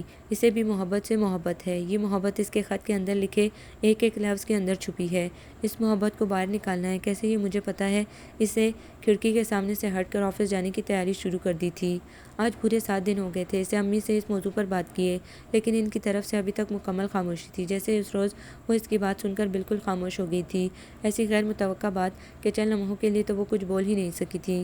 کہا تھا تو صرف اتنا، یہ 1-2 دن کی بات نہیں، جذباتی بن کر مت سوچو، کہیں ایسا نہ ہو آگے چل کر تمہیں اپنے فیصلے پر پچھتاوا ہونے لگے، اس بندھن پر افسوس ہونے لگے۔ ایک بولتے ہوئے آدمی اور ایک خاموش عورت کا اکٹھے سفر کرنا دونوں کے لیے اذیت ناک ہے۔ یہ 3 گھنٹے کا کھیل نہیں ہے بیٹا کہ ہنسی مذاق میں کھیل لیا جائے۔ 3 گھنٹے کی مشکل 3 گھنٹے کے بعد ختم۔ زندگی 3 گھنٹے کا نام نہیں ہے۔ میاں بیوی ایک دوسرے کے دکھ سکھ کے ساتھی ہوتے ہیں، ایک دوسرے سے اپنی ہر ایک بات کہتے ہیں، سنتے ہیں۔ زندگی کے ایک ایک لمحے میں لفظوں کی ضرورت ہوتی ہے۔ حقیقت کو پرے رکھ کر نہیں، سامنے رکھ کر سوچو۔ تم اس سے کچھ کہو گے، وہ سن نہیں پائے گی، وہ تم سے کچھ کہنا چاہے گی مگر کہہ نہیں پائے گی۔ میں خدا نخواستہ اس بچی کی کمزوریاں نہیں گنوا رہی ہوں، یہ وہ حقیقت ہے جسے ہم جھٹلا نہیں سکتے۔ میں ماں ہوں تمہاری، مجھے خواہش ہے تمہیں خوش دیکھنے کی، ناجائز خواہش تو نہیں ہے اور نہ ہی انوکھی۔ ہر ماں اپنے بچے کی خوشیاں چاہتی ہے، اسے ہنستا بولتا دیکھنا چاہتی ہے، اس کے دل سے نکلی ہر خواہش اس کے قدموں میں لا کر رکھ دینا چاہتی ہے۔ کوئی ماں نہیں چاہتی کہ وہ اپنے بچے کی خواہشوں کو حسرت بنائے۔ اذیت ناک ہے میرے لیے یہ سوچ کہ زندگی کی کسی راہ پر بھی تمہیں پچھتاوے گھیریں، لیکن جس راستے پر تم چلنا چاہتے ہو اس راہ میں پچھتاؤں کے ناگ بیٹھے ہیں۔ جب وہ سارے ناگ مار ڈالو تو پھر آنا میرے پاس۔ وہ بغور اس کا چہرہ دیکھتے ہوئے بولی، میری راہ میں ایسا کوئی ناگ نہیں ہے، اس نے مضبوط لہجے میں کہا تھا، لیکن شاید میری راہ میں ہے۔ نہ جانے مجھے انہیں مارنے میں کتنی دیر لگے۔ وہ کھوئے کھوئے لہجے میں گویا ہوئی تھی، اور آج کتنے دن ہو گئے تھے دوبارہ انہوں نے اس موضوع پر بات نہیں کی تھی، اور نہ ہی وہ ہزار خواہش کے باوجود ان سے کچھ پوچھ سکا تھا۔ وہ ان کے جواب کا منتظر تھا۔ آفس سے آتے ہی وہ الجھی ہوئی گتھیاں سلجھانے میں لگا رہتا تھا۔ جو گتھیاں اس کے ہاتھ میں تھیں وہ سلجھ چکی تھیں، اور جو اس کے ہاتھ میں نہیں تھی وہ اس کے اختیار سے بھی باہر تھی۔ داؤد کیا ہوگا، تھک گئی ہو کیا؟ انہوں نے اندر آتے ہوئے اسے بیڈ پر لیٹا دیکھ کر تشویش سے پوچھا تھا۔ نہیں تو بس یوں ہی کچھ سستی سی ہو رہی تھی۔ وہ انہیں دیکھ کر اٹھ بیٹھا تھا۔ جوتا تک نہیں اتارا تم نے، بچپن ہی سے ایسے ہو، ذرا سی سستی چھاتی ہے تو بس ہاتھ پیر چھوڑ کے بیٹھ جاتے ہو۔ وہ پیار سے اپنے بیٹے کو دیکھتے ہوئے بولی، اور اچھا کیا جو ابھی کپڑے تبدیل نہیں کیا۔ اب ایسا کرو جلدی سے گاڑی نکالو، میں ذرا کچن کا دروازہ بند کر آؤں۔ وہ مصروف انداز میں باہر جاتے ہوئے بولی۔ کہاں جانا ہے؟ اس نے اب بغور ان کی طرف دیکھا تھا جو ہلکے پستہی کلر کے کپڑوں میں انتہائی نک سک سے تیار حالت میں تھی۔ پہلے وہ ان کی تیاری پر غور ہی نہیں کر سکا تھا۔ میراب کے گھر جانا ہے، مجھے لے کر نہیں چلو گے وہاں؟ ان کے لہجے میں سکون ہی سکون تھا۔ جی، اس پر تو جیسے شادی مرگ کی کیفیت طاری ہو گئی تھی۔ خوشیاں در پر کھڑی ہوں تو دروازہ کھولنے میں دیر نہیں کرنی چاہیے۔ وہ روٹھ جاتی ہیں اور میں انہیں روٹنے نہیں دوں گی۔ یہ ہمارے گھر کی خوشی ہے، اسے ہمارے گھر میں ہی آنا چاہیے۔ وہ محبت سے اس کی پیشانی چومتے ہوئے بولی۔ ہر طرف قہر کی چادر تنی تھی۔ شام کے ملگجے اندھیرے میں ہر چیز دھند میں ڈوبی تھی۔ وہ اپنے کمرے کی کھڑکی میں کھڑی دھند کے پار دیکھنے کی کوشش کر رہی تھی، لیکن کوئی بھی منظر واضح نہیں تھا۔ یہ دھند جانے کب چھٹے گی، منظر جانے کب صاف ہوگا؟ اس دھند نے آسمان کو بھی چھپا دیا ہے۔ پتہ نہیں دھند کے پار آسمان پر کتنے ستارے ہیں۔ وہ اس کے قہر کی چادر کے پیچھے چھپے آسمان کو کھوج رہی تھی۔ اچانک ایک سرد جھونکا اس کے وجود سے ٹکرایا تھا۔ کندھوں سے پھسلتی چادر کو اپنے گرد لپیٹتے ہوئے ایک ایسا ہی گزرا ہوا سرد جھونکا اس کی آنکھوں کے سامنے لہرا گیا تھا۔ بے اختیار ایک تنہا آنسو اس کی آنکھ سے ٹپکا تھا۔ میری آنکھ کے آنسو کی وجہ کیا ہے؟ کیا مجھے اس سے کوئی امید تھی؟ اگر تھی تو کیوں؟ کیا کوئی مجھے میری خامیوں سمیت قبول کر سکتا ہے؟ لیکن میری خامیوں میں میرا کیا قصور ہے؟ کیا جو سن نہیں سکتے وہ محبت بھی نہیں کر سکتے؟ جو بول نہیں سکتے وہ محبت کے لفظوں سے ناشنا ہوتے ہیں، محبت سے ناشنا نہیں ہوتے؟ اس نے اپنی آنکھ کے آنسوؤں کو اپنی ہتھیلیوں میں جذب کرتے ہوئے سوچا تھا۔ وہ دور سڑک پر نظریں جمائے کھڑی تھی جہاں ایک گاڑی دھند کے ساتھ ساتھ آگے بڑھ رہی تھی۔ اندھیرے اور دھند کی وجہ سے گاڑی کی دونوں ہیڈ لائٹ روشن تھی۔ وہ خالی ذہن کے ساتھ سامنے دیکھتی رہی۔ وہ گاڑی ان کے گیٹ کے سامنے آ کر رک گئی تھی۔ کون ہو سکتا ہے؟ اس نے حیران ہوتے ہوئے سوچا۔ آنے والے نے شاید ہارن دیا تھا کہ چوکیدار دوڑتے ہوئے گیٹ کھولنے آیا تھا۔ گاڑی اندر آ کر پورچ میں رک گئی تھی۔ پھر چند لمحوں بعد گاڑی کی ڈرائیونگ سیٹ سے جو شخص باہر نکلا تھا، اسے دیکھ کر چند لمحوں کے لیے وہ پلک جھپکنا بھول گئی تھی۔ بلیک جینس اور میرون شرٹ پر براؤن لیدر کی جیکٹ پہنے وہ تمام تر حقیقتوں کے ساتھ اس کے سامنے تھا۔ دوسری طرف سے ایک نہایت پروقار خاتون باہر نکلی تھی۔ پھر وہ اس سے کچھ دیر بات کرنے کے بعد اندر بڑھ گئی تھی۔ اس پر تو ایسی کیفیت چھائی تھی کہ وہ سانس تک لینا بھول گئی تھی۔ یہ کیوں آیا ہے یہاں؟ اور وہ خاتون کون تھی؟ کیا جو میں سمجھ رہی ہوں وہ سچ ہے؟ کیا منظر صاف ہونے والا ہے؟ کیا دھند چھٹنے والی ہے؟ وہ بے اختیار اپنے سامنے کے منظر کو دیکھ رہی تھی جہاں وہ گاڑی کے ساتھ ٹیک لگا کر کھڑا ہو چکا تھا، عین اس کے سامنے۔ اب اس کی نگاہ جو سامنے اٹھی تو اسے بالکل سامنے کھڑکی میں کھڑا دیکھ کر ایک جاندار مسکراہٹ کے ساتھ ہاتھ ہلاتے ہوئے اس نے اسے اپنی طرف متوجہ کیا تھا۔ وہ اس کے اس انداز پر بے اختیار ہنس پڑی تھی۔ اس نے ایک دفعہ پھر اشارے سے اس کے ہنسنے کی وجہ پوچھی تھی۔ وہ اس کے اشارے پر بے ساختہ انداز میں مسکرا اٹھی۔ اندر جو خاتون گئی ہیں وہ کون ہیں؟ اس نے ہاتھ سے اندر کی طرف اشارہ کرتے ہوئے پوچھا۔ وہ میری امی ہیں اور تمہیں دلہن بنانے آئی ہیں۔ وہ ایک ہاتھ سینے پر اور ایک ہاتھ سر پر رکھتے ہوئے اسے ان خاتون کے اپنی امی ہونے کا اشارہ دے رہا تھا، پھر نامعلوم دوپٹے کا گھونگھٹ نکالتے ہوئے اسے دلہن بننے کی نوید بھی سنائی تھی۔ وہ ایسے الہڑ اشارے کر رہا تھا کہ وہ سر پر ہاتھ مارتے ہوئے ہنس پڑی تھی، پھر ہاتھ کے اشارے سے اسے خدا حافظ کہتے ہوئے اس کے ہزار دہائی دینے کے باوجود کھڑکی بند کر کے اپنی وارڈروب کی طرف بڑھ گئی، کیونکہ آیا اماں اور بھائی میں سے کوئی بھی ایک اسے نیچے بلانے کے لیے آنے ہی والا تھا، اور اس نے پچھلے ایک ہفتے سے کپڑے نہیں بدلے تھے جو اب اسے بدلنے تھے، کیونکہ باہر کا منظر صاف ہو چکا تھا، دھند چھٹ گئی تھی اور آسمان پر ستارے دمک اٹھے تھے۔ آپ کو یہ ناول کیسا لگا کمنٹس میں اپنی رائے ضرور دیں. ہمارے چینل کو لائک کریں، سبسکرائب کریں، شیئر کریں.